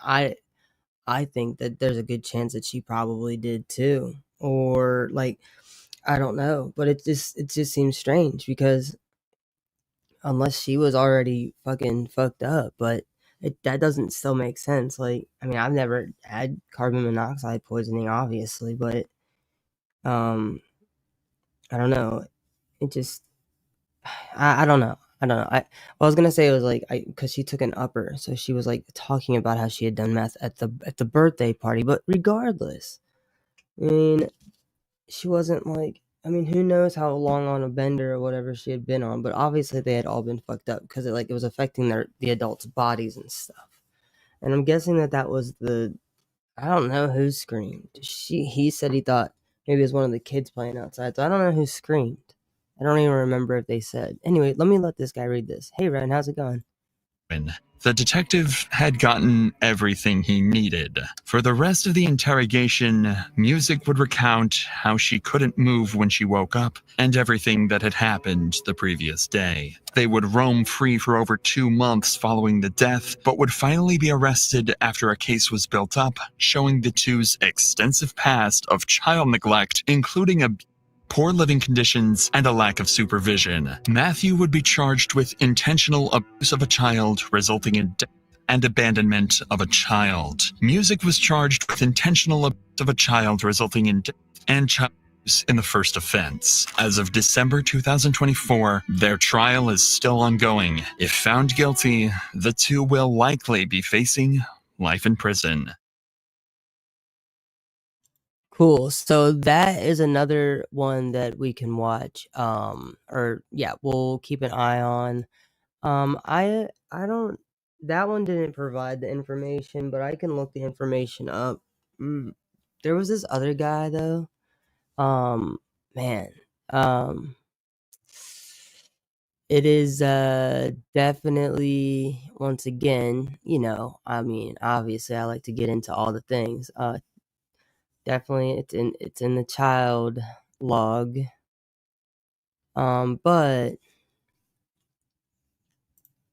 it's crazy because this is an ongoing case, and so I thought it'd be interesting. I had actually never seen from the channel that I normally watch, and then I realized I thought I was watching the other one, and then I was like, wait a minute, this is crazy. This is ongoing. I was like, they normally do stuff from like a long time ago, so they can show this, and that. And so I guess anyway, so I was like, oh shit, and this is ongoing. And I was like, oh my god. So I absolutely have the time, and I would love to show it to you guys because I mean, you guys are still chilling here. Once again, this is why am I in here? This is once again one of those things where it's like,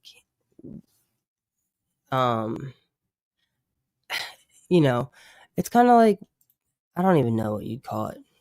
Keep your friends close, your enemies closer, but this isn't even that. So there's this gentleman, this man, we'll call him, not gentleman, sorry. Sometimes I say the word, I remember one time I said gentleman, and I was being sarcastic in my video, and people were like, what?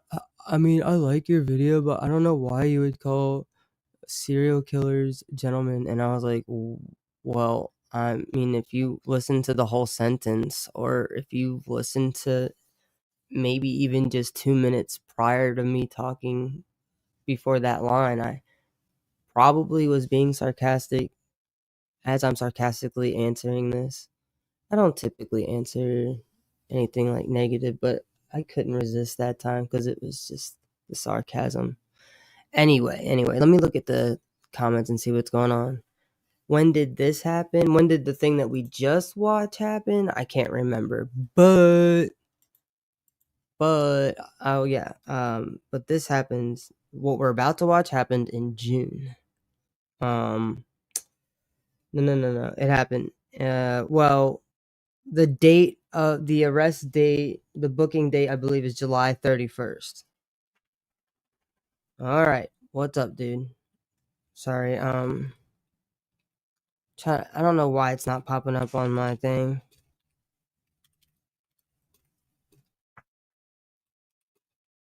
What are you doing, buddy? What are you doing? There it goes. Nuh-uh. You're not acting a fool right now. That's not about to happen.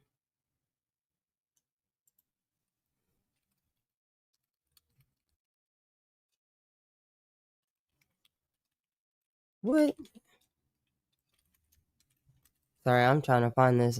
I really don't know where the hell it is. It's like all these... Shit's weird. I don't know why it's showing this shit. Interesting. I guess I'm gonna have to try to look here. Man, I don't know, man. So, we earlier watched I didn't even look up the whole damn preview for the Gypsy roast thing. I don't know what's going on. Let's see. I watched it before this. Wait.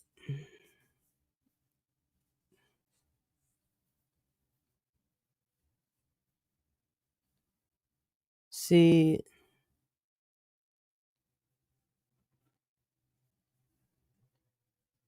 Moose, stop.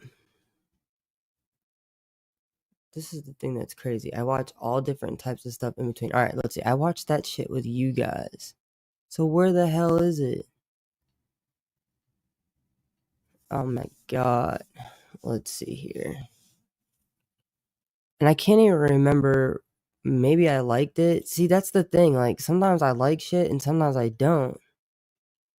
Sometimes I add it to watch later while I'm watching it. And I'm like, why do I do this to myself? Like, what?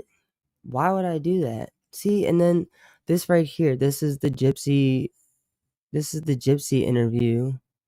And then there's Nicole Kessinger, and then there's the damn turtle. Like, what? That's what's crazy about this. Sorry, y'all. Apologize.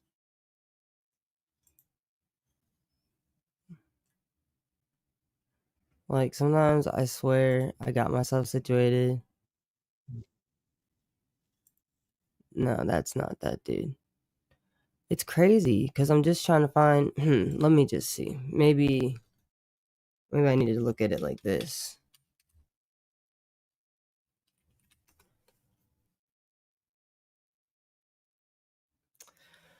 Alright, here we go. Alright, guys, so remember, this is also, yet again, another trigger warning. Dude, it's literally right there, fuck. Alright.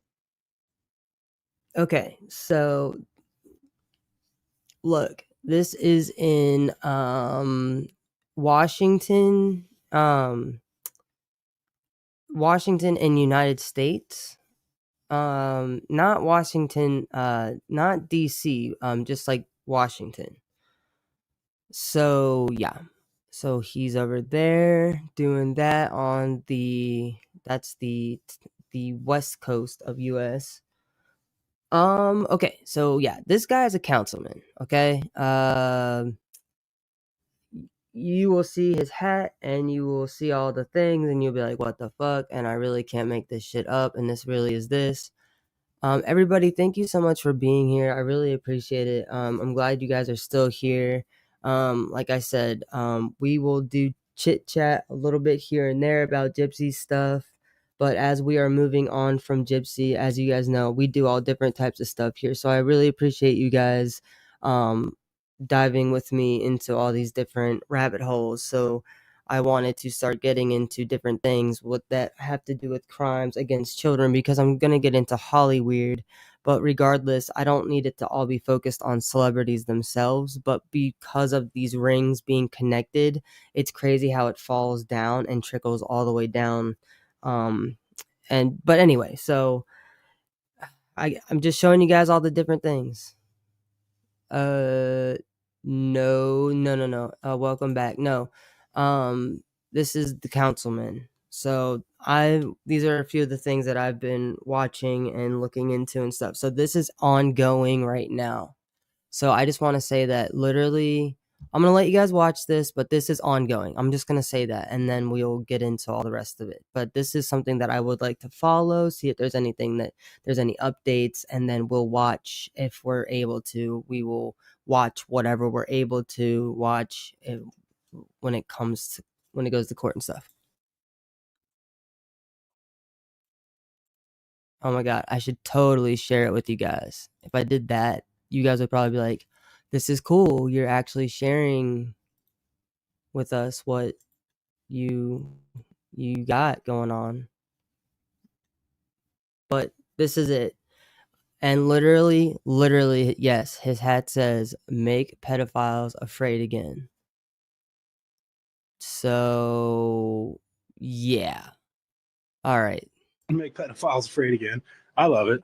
There's a 11-year-old girl talking about things that were done to her that shouldn't have been done. Developing, in certain areas. And So one thing I want to note on is how close sex offenders live to schools around here. oh God, I'm such just a rotten sack of shit. I'm so sorry.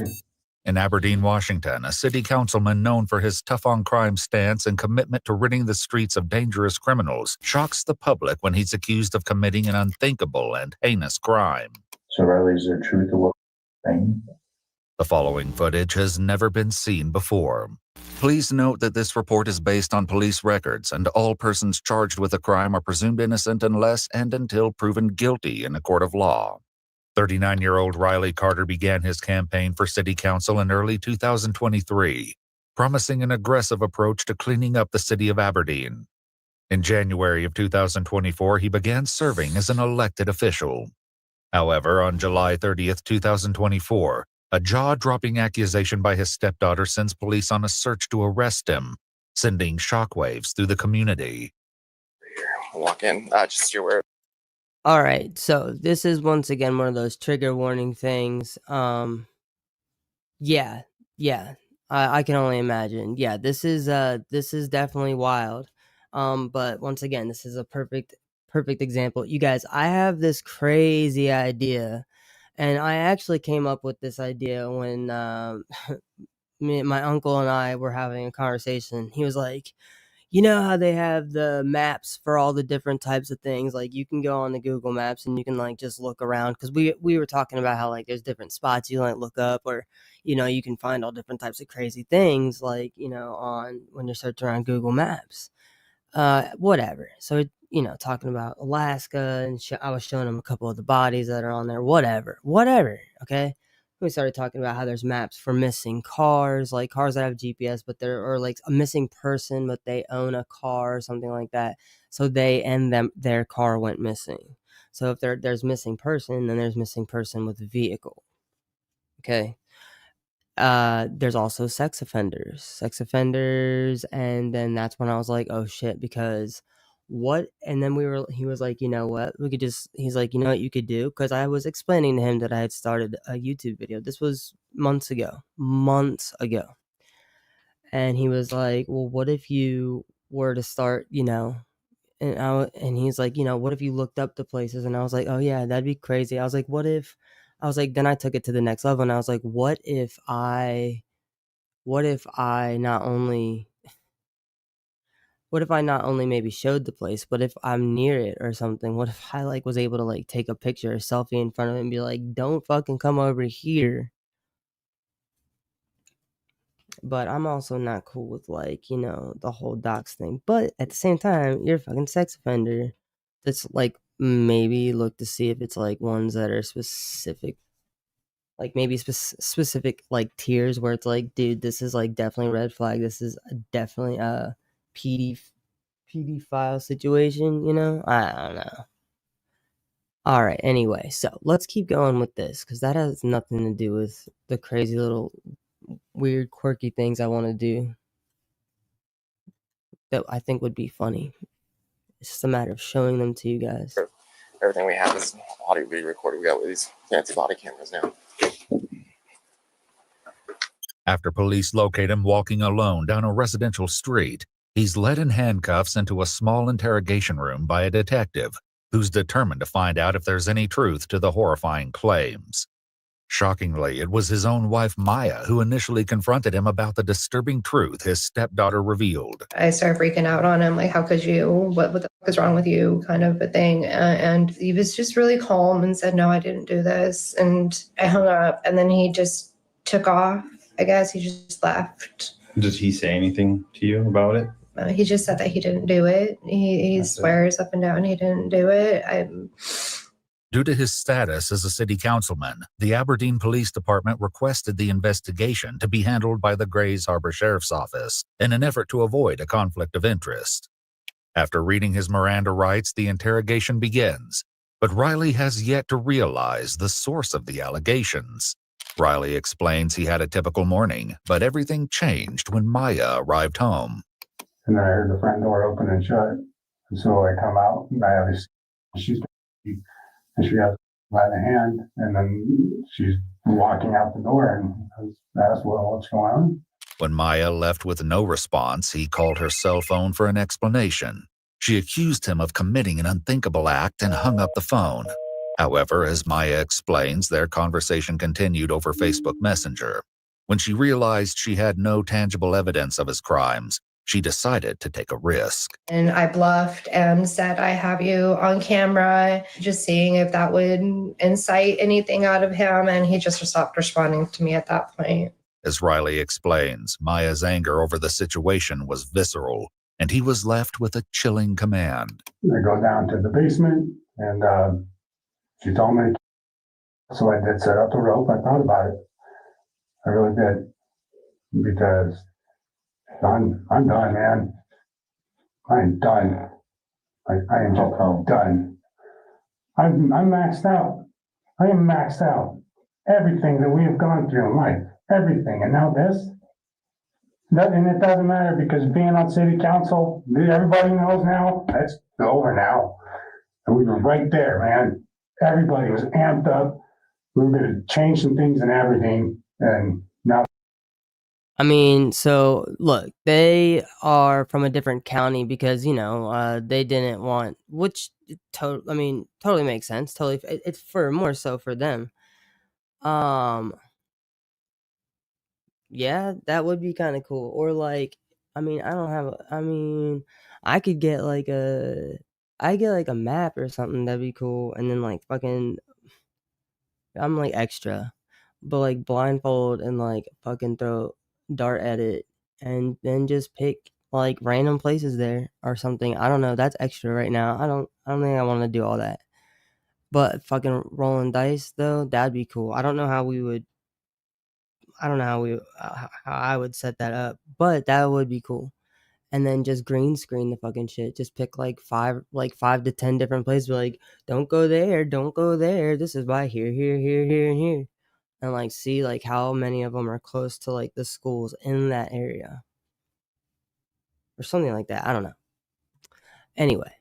Look how this guy is just completely. It's like, dude, what? First of all, what you think by telling me what you were trying to do as a councilman is gonna get you out of this? Like, dude, what are you talking about? You're like, it's all over now. Like, I was working on this. It's like, well, you probably should have fucking thought about that before you needed to fucking go do some disgusting fucking thing to your fucking goddamn stepdaughter.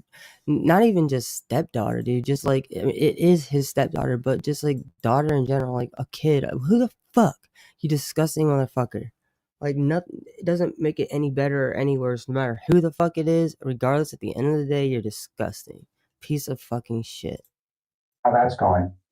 It's gone. It's all gone.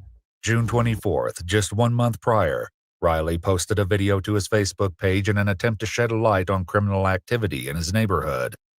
These videos will have an eerie relevance later when the exact allegations are revealed. Buddy, how are you? We're out driving around, got the babies to sleep. It's just one of those days, I guess. Anyways, I thought it'd be a good idea, maybe take you guys along with me. We'll go drive around downtown, and we'll just go look at things, and maybe I can talk about things, you know, that I'd like to see different, or things to be improved on, or whatever it may be. But just gonna keep it fun, keep it relaxed, and be myself. All right, here we go. So one thing I want to note on is how close sex offenders live to schools around here, how close they are to bus stops, how easy it is for them to just have instant access to anyone or anybody's kids here, in each of these neighborhoods. Sorry, I had to hit my brakes there because looked like a tweaker came shooting out of the alley and almost got in front of my car, which is something, that I highly doubt that, but that's crazy. He's like, oh, like, I mean, like, look, even if it is regular, I'm not saying it can't be regular in cities. Trust me, I know. I'm very aware, but it's just like, nah, I don't think that is what happened. And if something like that was like even remotely happening, something like it was like the way that he look, if the kids are really in the car, right? Okay. If they're really in the car, why wouldn't they have reacted at all? Like just that whoa, like a little bit of something something, because when you're like a kid, or like when you're in the back, like especially if you're a kid, like you're watching, like yeah, you can't drive yet, but you just always are just looking, I don't know, maybe it's just me, but whatever. I'm just rambling on, blah blah blah. Bug, shut the fuck up. I know. that really needs to be addressed. Okay. All right. So I know one place a lot of people want to see is the camp underneath the bridge. I will state, however, I have my baby girls with me, so I'm not going to take them down there just because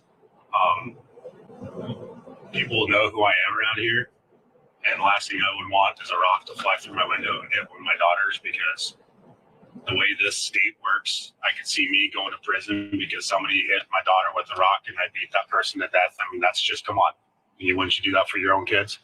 Despite his apparent determination to do whatever it takes to protect his children, as it turns out, Riley's shocking secret was revealed by his own 11-year-old stepdaughter, whose name has been redacted from the interview to protect her identity. So statements weren't made to initially. She told her counselor today that they were talking about something different and broke down crying and said she didn't want to talk about it. In a recorded interview with his stepdaughter's therapist, she explains what happened earlier this morning, when it quickly became clear that something was horribly wrong. So we had an appointment at 2:00, and she'd been displaying some behaviors and had reported 2 weeks prior that was mean to her. So we were going to talk more about it today. She said she didn't want to talk about it. She didn't want to say it out loud. In an effort to help the child, she suggested writing it down. However, the disturbing words she wrote on the page left the counselor in shock. When she wrote that down, can you tell me about what her emotions look like and how she was acting? So before she wrote it down, when she said she didn't want to say it out loud, she started just staring down at the ground. She was like stone cold. You could tell she was checking out, and she was kind of fidgeting her hands. And I've been her therapist for probably a little bit over 2 years, and she's never acted like that. So that was out of the norm? That is completely out of the norm. Her facial expression looked as if she was scared, like fear. And then she wrote it down, and then she kind of had this look of, oh no, or I'm in trouble, or something. The haunting words written by the child will later be revealed. For now, in an attempt to understand her claims, investigators begin to dig into their familial relationship. So can you talk about what your relationship is with and how long you've been in her life? And Hey everybody, welcome in. All right, so now they're gonna start getting into the questions about like the whole, obviously like you guys just heard the beginning of that sentence, but if you're just coming in, or if you've been kind of in and out, and we've already switched up videos, we are now watching. This is actually ongoing as we speak.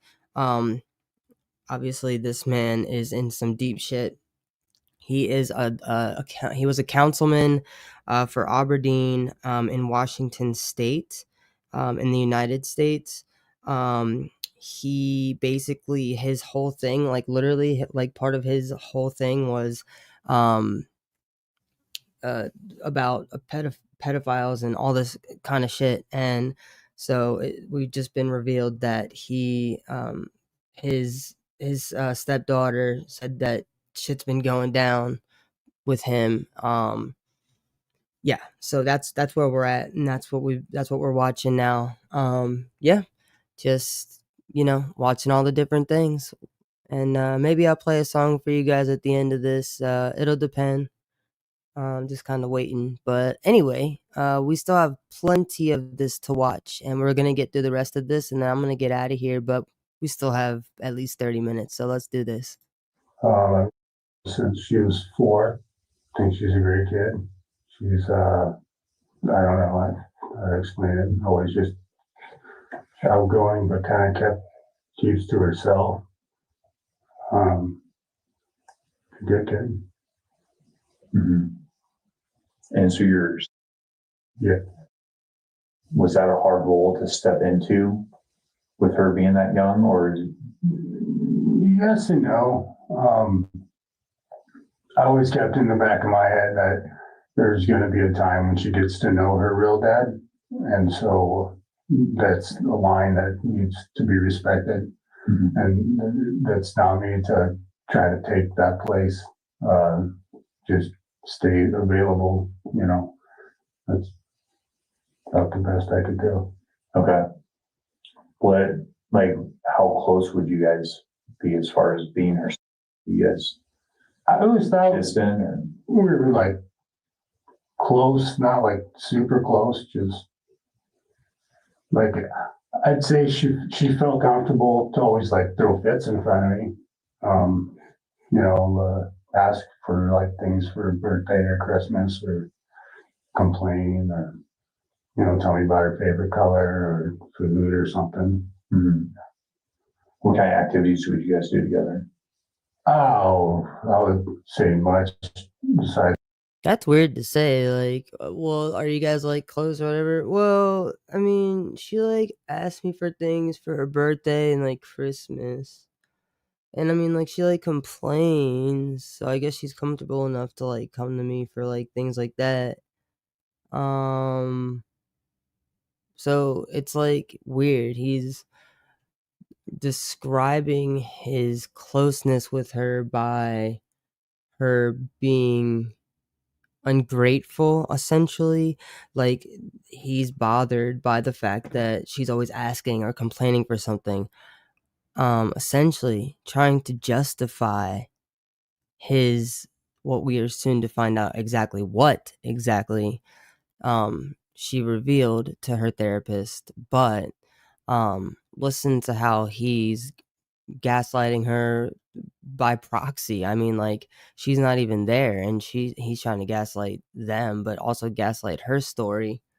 But yeah, it's like, nah, dude. Like, bro. Anyway, and then he continues on with the next thing. From watching TV. Yeah, that's about it. In the living room. Yeah. Okay. And then do you guys have 2 other kids between you? Yes, we have 2, and then our son that passed away. Okay. So we have she's 5, and then she's 2. Okay.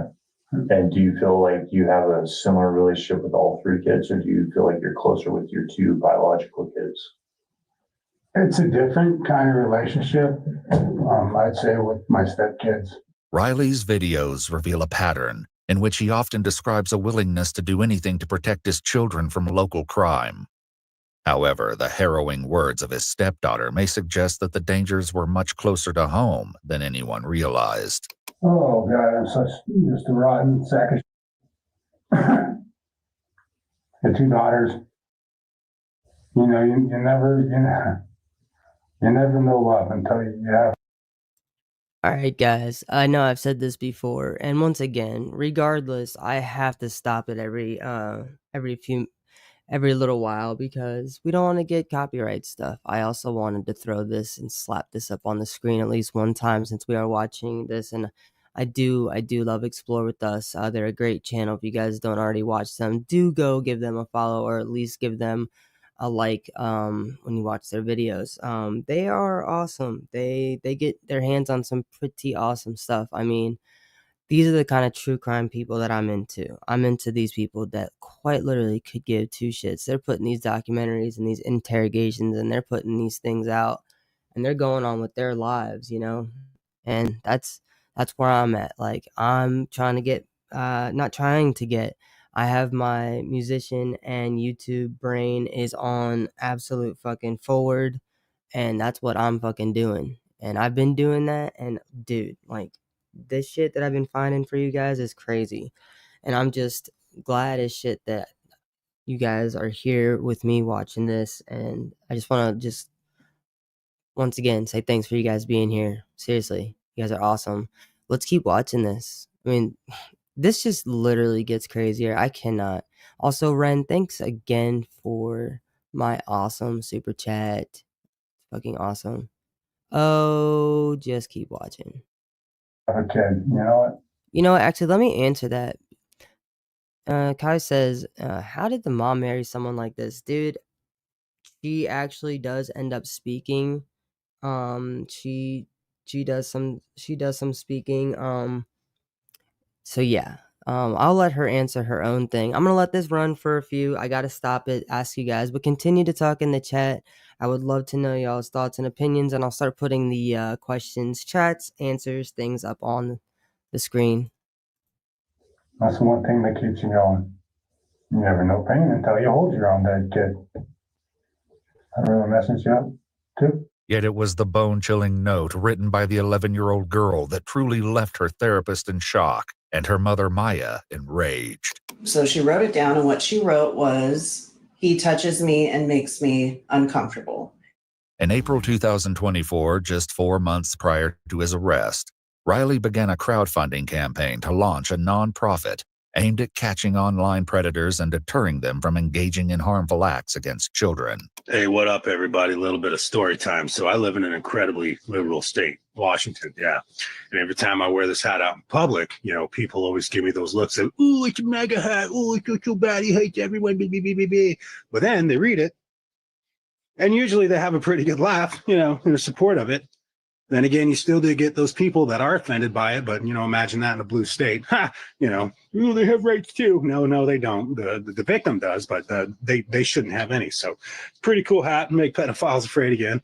I love it. So yeah, people always mistake it for a MAGA hat, and it's just great. His videos seem to express that he would go to any lengths to ensure their safety, becoming a vocal advocate for devoted fathers. Hey, what's up, everybody? Want to make a quick message for you on this Father's Day, right? So here's the deal. A lot of women out there are doing the whole, I'm more of a man than my man, so them dudes, they don't need no appreciation with this us, Stop it. Just stop it. Here's why, okay? You think that it's an empowering moment, but the problem is you're trying to take something away from a lot of really, really good dudes out there that are actually really good to their kids, right? And there are actually a lot of really hardworking, awesome single moms out there, right? That they pull both roles, and they do deserve that recognition. So if you're not feeling validated, don't take it out on everyone else. Thank you. This message was brought to you by an American that gives. Have a wonderful day. Given Riley's outspoken stance against preying on children, the question remains, do these horrifying allegations hold any truth? Fully aware of the chilling details, having spoken to the girl himself, the detective continues his efforts to extract answers from Riley. I sat in an interview with just a little while ago and watched her basically relive it again when she was having to describe what was happening. I don't know how 11-year-old girl was strong as is. But she was very descriptive of what was happening. And like I said, like, we're not here to cast judgment. We're not here to label people. And I understand, like, there's things that happen in our lives that cause us to make mistakes. But it's an 11-year-old girl talking about things that were done to her that shouldn't have been done.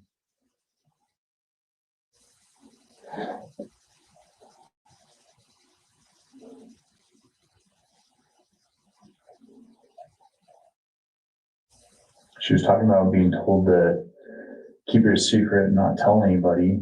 And she was talking today about how she couldn't keep it inside no more and she had to tell somebody.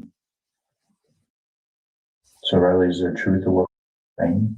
Many of Riley's videos even expose the potential dangers lurking on their residential street, captured on their home surveillance system. However, it's a different set of security cameras that may hold the key to unearthing the truth of the unsettling allegations against Riley. Riley, can you tell me more about the cameras? I was trying to understand what the camera situation was. I kept hearing about cameras. So what are they for? Them in every room, like the kids' rooms. And then she's got them throughout the house, and we put them on the outside of the house for security reasons. And the main reason for it is just one of the stepkids is autistic, and he'll have like meltdowns or whatever maybe, and then that way she can keep an eye on him. Mm-hmm. So, and when they're in the house, like, are they inside the bedrooms or like in the hallways, or how are they set up in there? So he's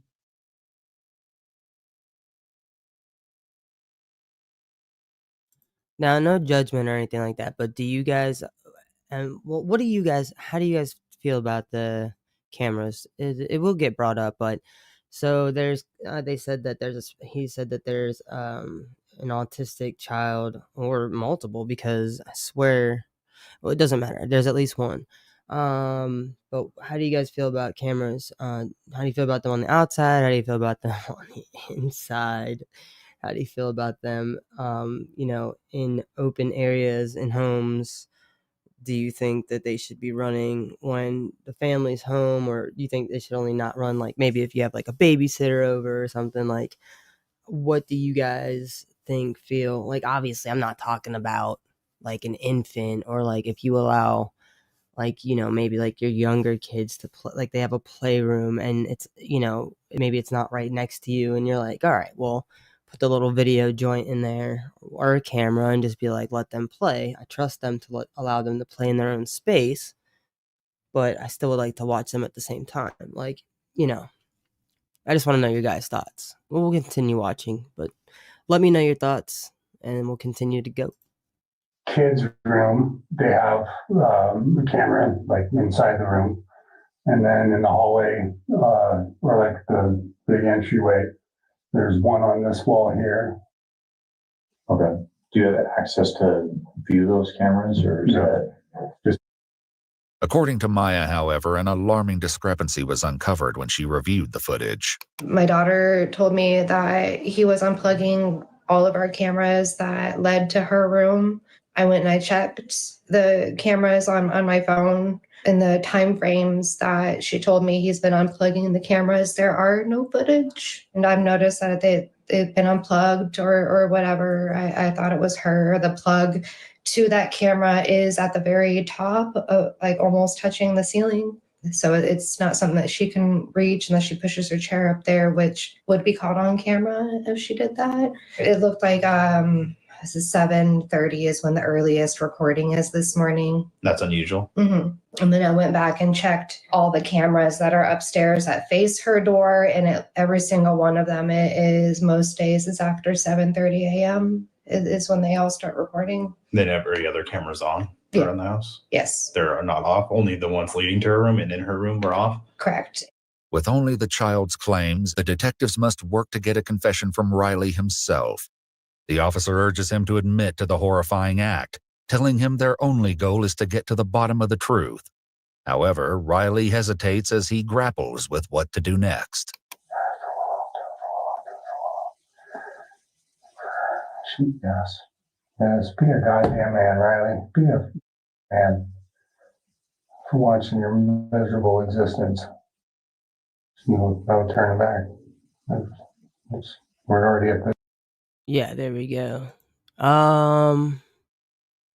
Hey, so Tintin, you're actually, I think you're watching, guys, if you see her stuff coming through, she's watching in the replay, and so when you start talking, it doesn't matter if I'm still live or if the artist, if the creator is still live, and they start commenting, it'll pop up later on in the correct place.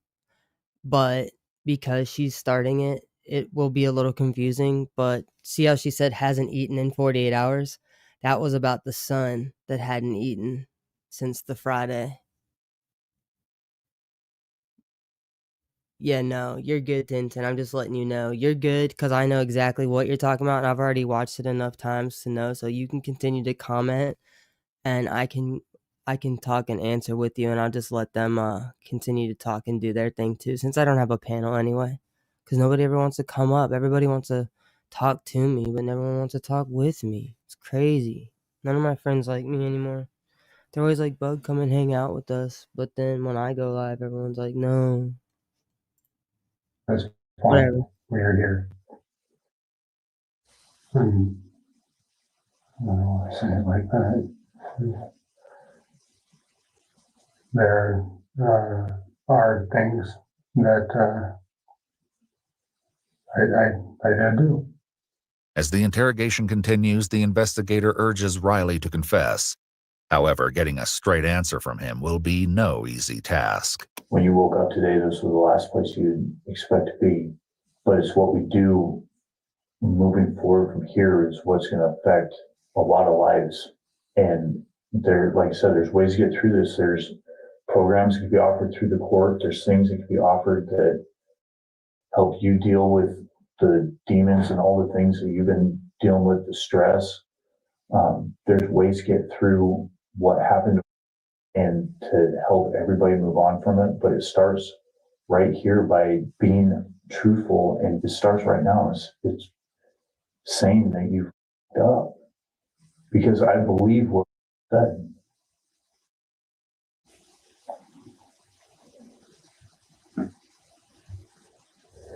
It's really hard to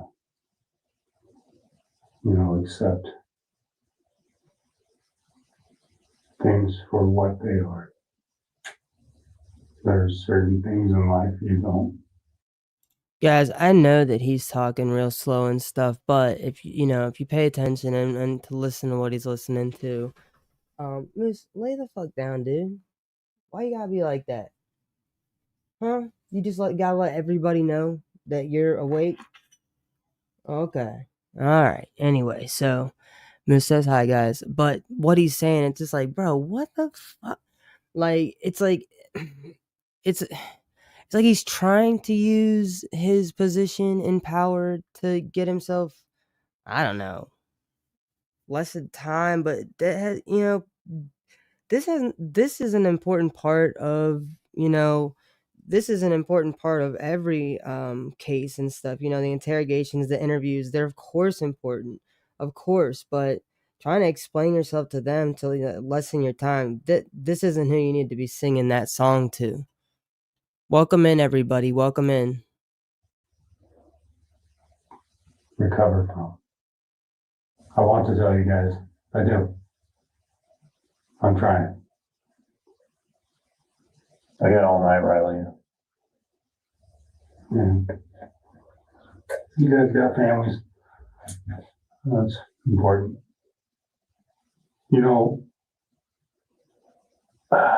God, this just sucks. So close. So close to accomplishing good things. Doing something great. So close to getting the drugs out of Aberdeen. So close to getting all the craziness out of the streets.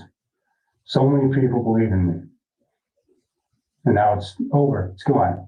As Riley keeps deflecting the subject, providing little to no hints, it appears as though the detective won't rest until the truth is exposed. She said the last time it happened was this morning.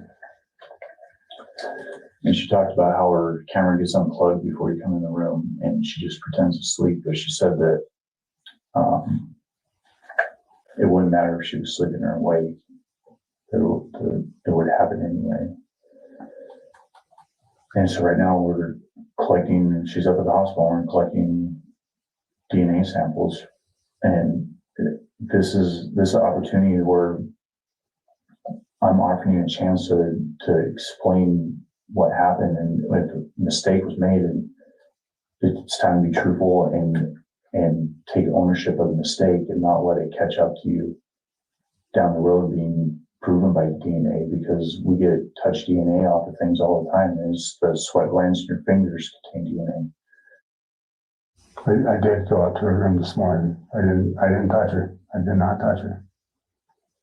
I went up there. I don't remember, see if she wanted nuggets or something. So I made some nuggets for the younger ones. If you didn't touch her this morning, what would cause you to say that happened? And what would cause her to say that this wasn't the only time that it happened? It's happened lots of times. I don't know. The disturbing admission finally unveils the truth, though nothing prepares the detectives for the sick and twisted reasoning he'll later give. About how many times did this happen?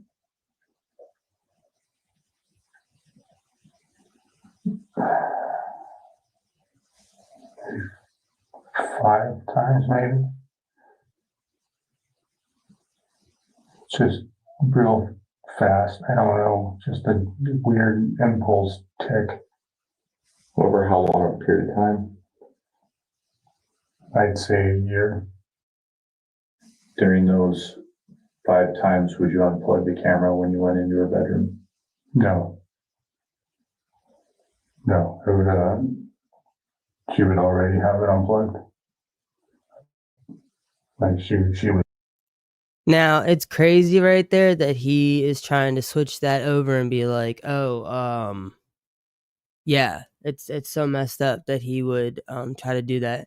Now I know that we're nearing the end of this video, but I actually was thinking a little bit ago to do like a little bit of a bug break, if we would, just to kind of just lighten the mood for a second, switch it up just for a few. Let me let this guy, well, fuck this guy, but I'll let him do this, because right here is just crazy. He literally is right. Well, oh, she already had that one undone. Well, it's like, all right, dude. All right, let's say that the 11-year-old did want privacy. She's 11. I can imagine. You never know. I don't know what kind of stuff you guys were into when you were 11, but I mean, I probably would want to have privacy at 11, and I probably unplug my camera too, but that does not at all explain all of the other cameras that literally would show any foot pattern, any foot traffic to her room. And it doesn't change the fact that you're a fucking asshole and you're a piece of shit. Like, it doesn't change any of that. Like, me honing in on the cameras, I'm just saying because that's what they're talking about, but it doesn't change any of anything. You're trying to make it her fault. What? Oh, well, she made it. Well, the camera was off, so I mean, I just had to. The camera was off. Would do it. She would unplug it. I don't know why. According to the child, however, the cameras were mostly unplugged by Riley himself. How did it start? Sorry, I'm just that I have ADHD pretty severe, so I get that in my mind thinking of the house, bills, and just now me. Now I'm here. Now that's all separated, and I have to accept that. I mean, I was going to start my new job tomorrow. And I left with the piece. Wow, I was gonna start my new job tomorrow. Can you imagine? Like, oh, it's so crazy. Like, you guys couldn't have waited, like, just just a little while longer. It's like, it's crazy. Like I can't believe this. Like, everything, like he's like saying it like there was like a car accident or something. Like, oh my god, like I can't believe that, or I can't believe this happened. Like he broke his leg or something. Like he was like, oh, I can't believe this happened, or like something like happened.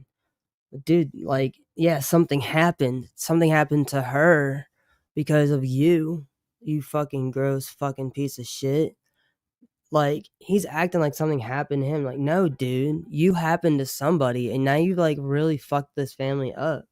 Like, this is something that, like, it's one of those things that they don't you can heal the way that you heal. You can try to cope and do the things, but you know, it's one of those things that's a traumatic event. And this is more than just the one kid, you know, it's the whole family. All right, cool. Sorry, I was an artist came into the studio the other day, and I was sound engineering, and I didn't realize it was actually gonna do what it did, and so I wasn't able to go back over to the studio and do what I wanted to do. So I'm trying to get the files over to him. I'm basically middlemaning, and it's so annoying, but whatever. Anyway, so right now, since we only have just a few minutes of this guy bullshitting, I have my song pulled up, and I wait. Oh yeah. And I figure I could play that, and then while that's playing, get myself more coffee, do that. Yeah. But yeah, I'll be back. I know how long the song is. You guys are awesome as always. I'm not leaving, and we're gonna finish watching this. We're just gonna switch over to this for just a little bit, just long enough for me to do that, get this situated. Hope you guys are enjoying yourselves. Please, I don't know how much longer I'm gonna be on after this, but I'm enjoying myself very much. So, and I'm having fun just kind of doing this. Plus, I know Replay likes to watch quirky things and different things. Replay does pretty awesome. So, anyway, I'm gonna play my song "What We Had." Yeah. You know what I should do though here soon with you guys is I really should get it where um I should situate it where you guys can vote, cuz I have two songs. I have two songs that are going to come out, and one song is done, but the other song I was like, "Oh shit, I want to add this." Guys, I don't know if you remember, but I had this song that had a run in it that I wrote like in the summertime, and it's just so beautiful. And I sent it to him, and I know that I sent it to him like so long after we had already done what we did with that song, but it was actually not finished. Like I had never said, "Hey, I want the mastered version." So I was like, "No rush. I'm gonna let it hang," and it's been hanging. All right, dude, chill. I'm gonna let Moosey pee too. So this song isn't even that long. Like, dang. How am I gonna do all this at once? This guy. All right, let me share this damn screen. And beep. Shut the fuck up. All right. Yeah, here we go. Cuz I'm over here talking about, "Oh yeah, I'll put this up on the thing," and then I keep like not. All right, and then you like to play games. I know you do like to play games, and that's fine. All right. Here we go. Let this play, and yep, I'll be right back. Cool. All right, sweet. Man, let's see here. Let me go back over to this thing. All right, there we go. Yeah, there we go. That's what I'm talking about. Yeah, this thing doesn't ever like me, but that's fine. Doesn't matter anyway. Well, I hope everybody's doing all right and feeling okay. So let's get back to what we were doing and finish this video so I can get out of here, and then you guys can chill and do your thing. Interesting. Man. All right, sorry. I'm like got lost looking at my own like thing right here. All right, so let's get back to watching this thing. It's almost over, guys. It's almost over, but the wife does speak. So I definitely want you guys, for those of you that have been hanging out, I still appreciate you guys for being here. If you guys are watching it on the replay, I hope you guys have enjoyed all of it up until now, and I hope you continue to enjoy it. I just didn't know if some people like to watch a little bit of the beginning or skip up to where we are and then catch up. So anyway, let's go.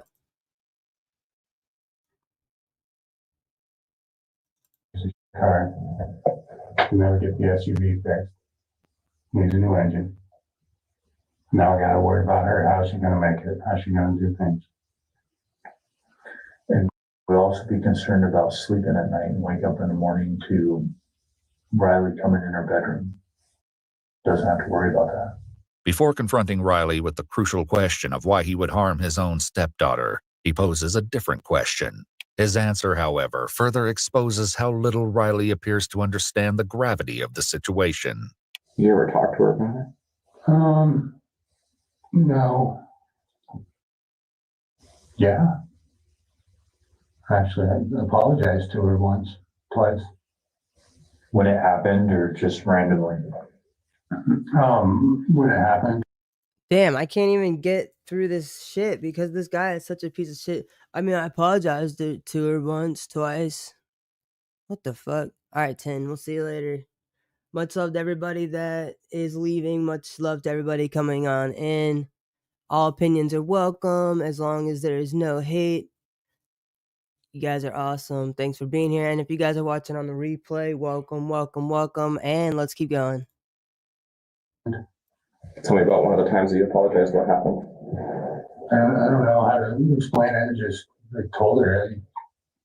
What were my exact words to her? It said something along the lines of, "Kid, I'm so sorry. You know, I don't even know what the hell that was about." And I apologized.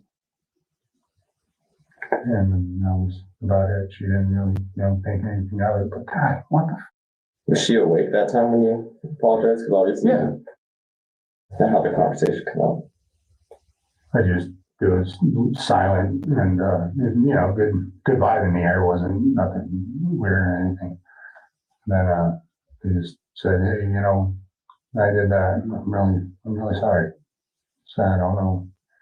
I don't understand what was that about. And then I asked her, "Are you okay?" And she said, "Yeah, I'm fine." In an exclusive interview obtained only by Iwu, Maya will soon speak out, offering her advice for parents of young children. In the meantime, before facing the inevitable consequences, investigators appear determined to find an answer to a crucial question. The why is the number one question why everybody wants to know. Everybody wants to know why. We can't prove why by cell phone records or DNA evidence or video footage. That just proves the who and the what and the how. The why comes from these conversations. And Obviously, it's huge mistake, huge. The stress in our home has been unreal. I don't want to just give you a bunch of excuses. I should be my own person. I don't want to always get so mad at me. You scream at me to not use certain things as excuses, but that's what's going on. There's so much just on my shoulders at all times, just chewing in my ear constantly. It sucks. It really, really, really sucks. Like I said, it's not even a sexual thing. I don't feel the. Okay, I had to stop it right there because I've been literally like earlier. He said, "You guys, so I've already watched this. Sometimes I watch stuff with you, as I've said before, and sometimes I like to." I find things and there's just no way I can just not show my audience because now look, I'm hoping that what I can do is I can start getting I have stories and stuff where I can start putting my own things together, and I actually have people that are willing to help me with the process of different things, whether it be getting some of the information or getting some of the paperwork for it or whatever, basically, because not that I'm incapable of doing that, but there's just certain things that some people can do, anyway, so I'm hoping to be able to start putting videos together for things like this. I know I have a crazy story that I found out about that's got to do with one of those like bailiffs that worked on a set. I can't remember if it was Judge Judy or not, but I have a story. Maybe I could start by doing it like with like shorts and like do it like that, and then just And then maybe after this, I got to work on my video, so I do want to get off of here soon. But we only have a little bit left of this, and once again, the wife is going to speak, so this is crazy. Attracted. It's just this weird impulse. I don't know. I don't know. It's so weird. God, this is just a weird conversation. Developing, in certain areas, and what's wrong with me? With Riley's confession, Dude, I can't even go past. Like, okay, so yeah, that's just crazy how he like describes that. He's like, it's not a sexual thing, and then he's like, well, they're developing. Oh my god, like that makes no sense. Like, dude, disgusting, absolutely disgusting. along with an unsettling answer to the question of why he would have committed such a depraved act. His arrest is imminent. However, the investigator has one final heartbreaking question. If in here, would you have anything to tell her? Oh, I'm beyond sorry of all the damage this has caused her, her mom, her sisters, her brothers, the community, literally everything and everyone that is let down by this. Sorry to recover it. I deserve whatever's coming my direction. I deserve it. And I hope that she can heal and they all find what it is that they need in their life to live the absolute best life that they can. An apology, however, will do little to prevent the consequences that await him, as he's led away in handcuffs and taken to Grays Harbor County Jail.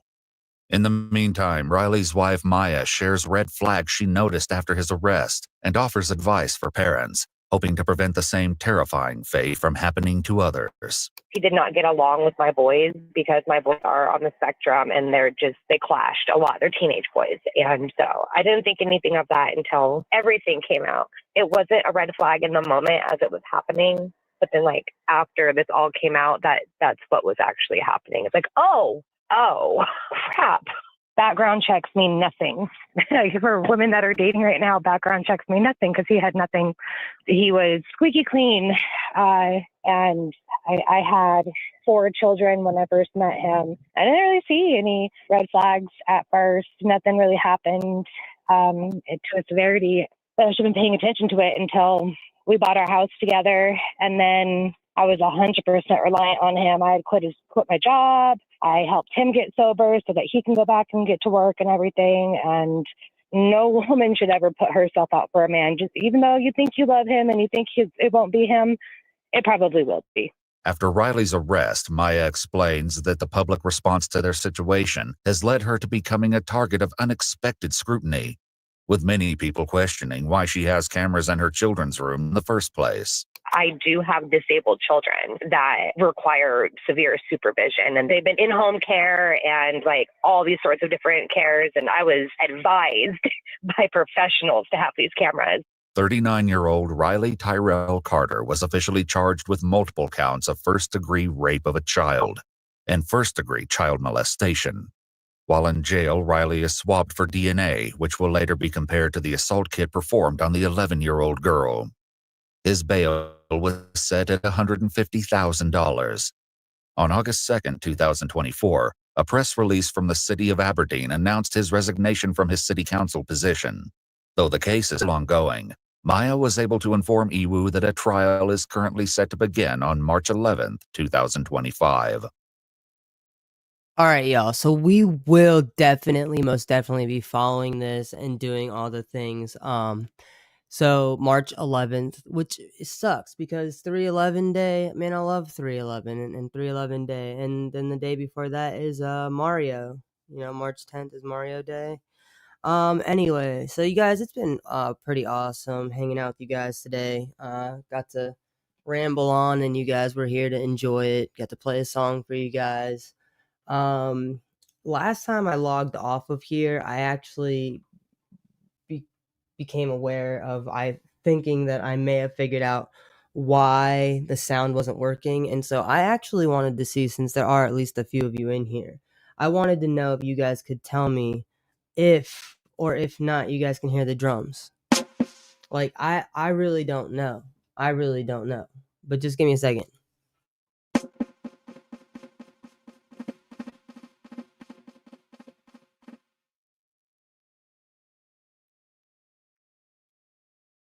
Because, anyway. So, yeah. But for those of you guys that are watching on the replay, thank you so much for being here. Everybody that's been here the whole time, thank you guys so much. I'm really curious to know if you guys were able to hear. I guess I could, it's on a delay. I guess I could test myself the other way around. Is that peace as in you can hear the drums, or was that peace as in bye? Since I am saying bye to you guys. Because I just want to know, like, if I figured it out, then it's just because, well, I'm pretty sure that's what it is. Because it looks like it's registering, actually. Let me do this again.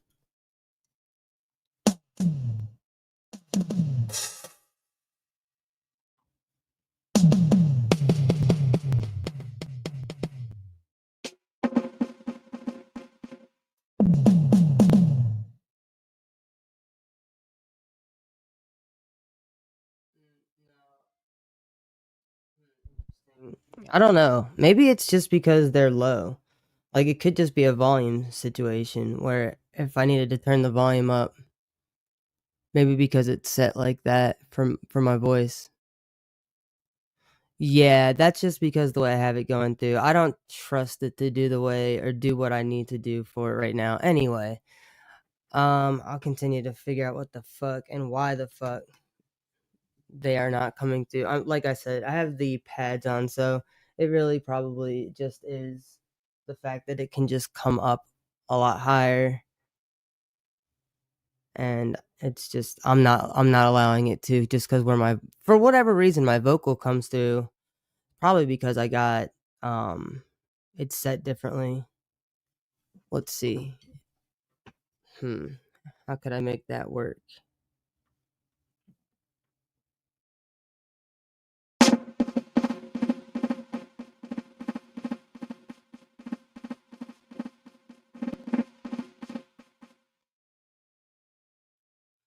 Yeah, I don't know. It's weird. It's probably just the way it's processing through StreamYard. That's probably what it is. Anyway, you guys, thank you so much for being here. Definitely want to say big thanks to Kai and Jetica, as always. Sky, actually, you are a mod as well. Thank you for being here. Ren, thanks again for the super chat. Avi, I hope you're doing all right. I know Hannah said she was gonna try to stop in, but she was having some stuff situated at the dentist today, so we're hoping she's doing all right. Zen, thanks for stopping in. As always, we love different opinions here, as long as there's no hate. You guys, it's all love over here. Computer Chick, thanks. Michelle, thanks for being here. You guys are awesome. Thank you so much. I know there were some of you guys that were here that had to go, that said you were gonna catch it, and I hope that you guys are enjoying what was to follow after where you stopped, because it definitely took a turn. Yep, shout out to everybody that's awesome, which is all of you guys. I'm going to get out of here. Once again, thank you so much. Yeah, tomorrow we are going to start deep diving into Hollyweird, and we will start with our boy bands. So tomorrow we will be watching a documentary that's about how the Backstreet Boys got started, and that may sound like, Bug, why are we watching how the Backstreet Boys got started? Well, it's not just that. Yeah, well, thanks, guys. See, my favorite roller coaster, and that's exactly what's going on.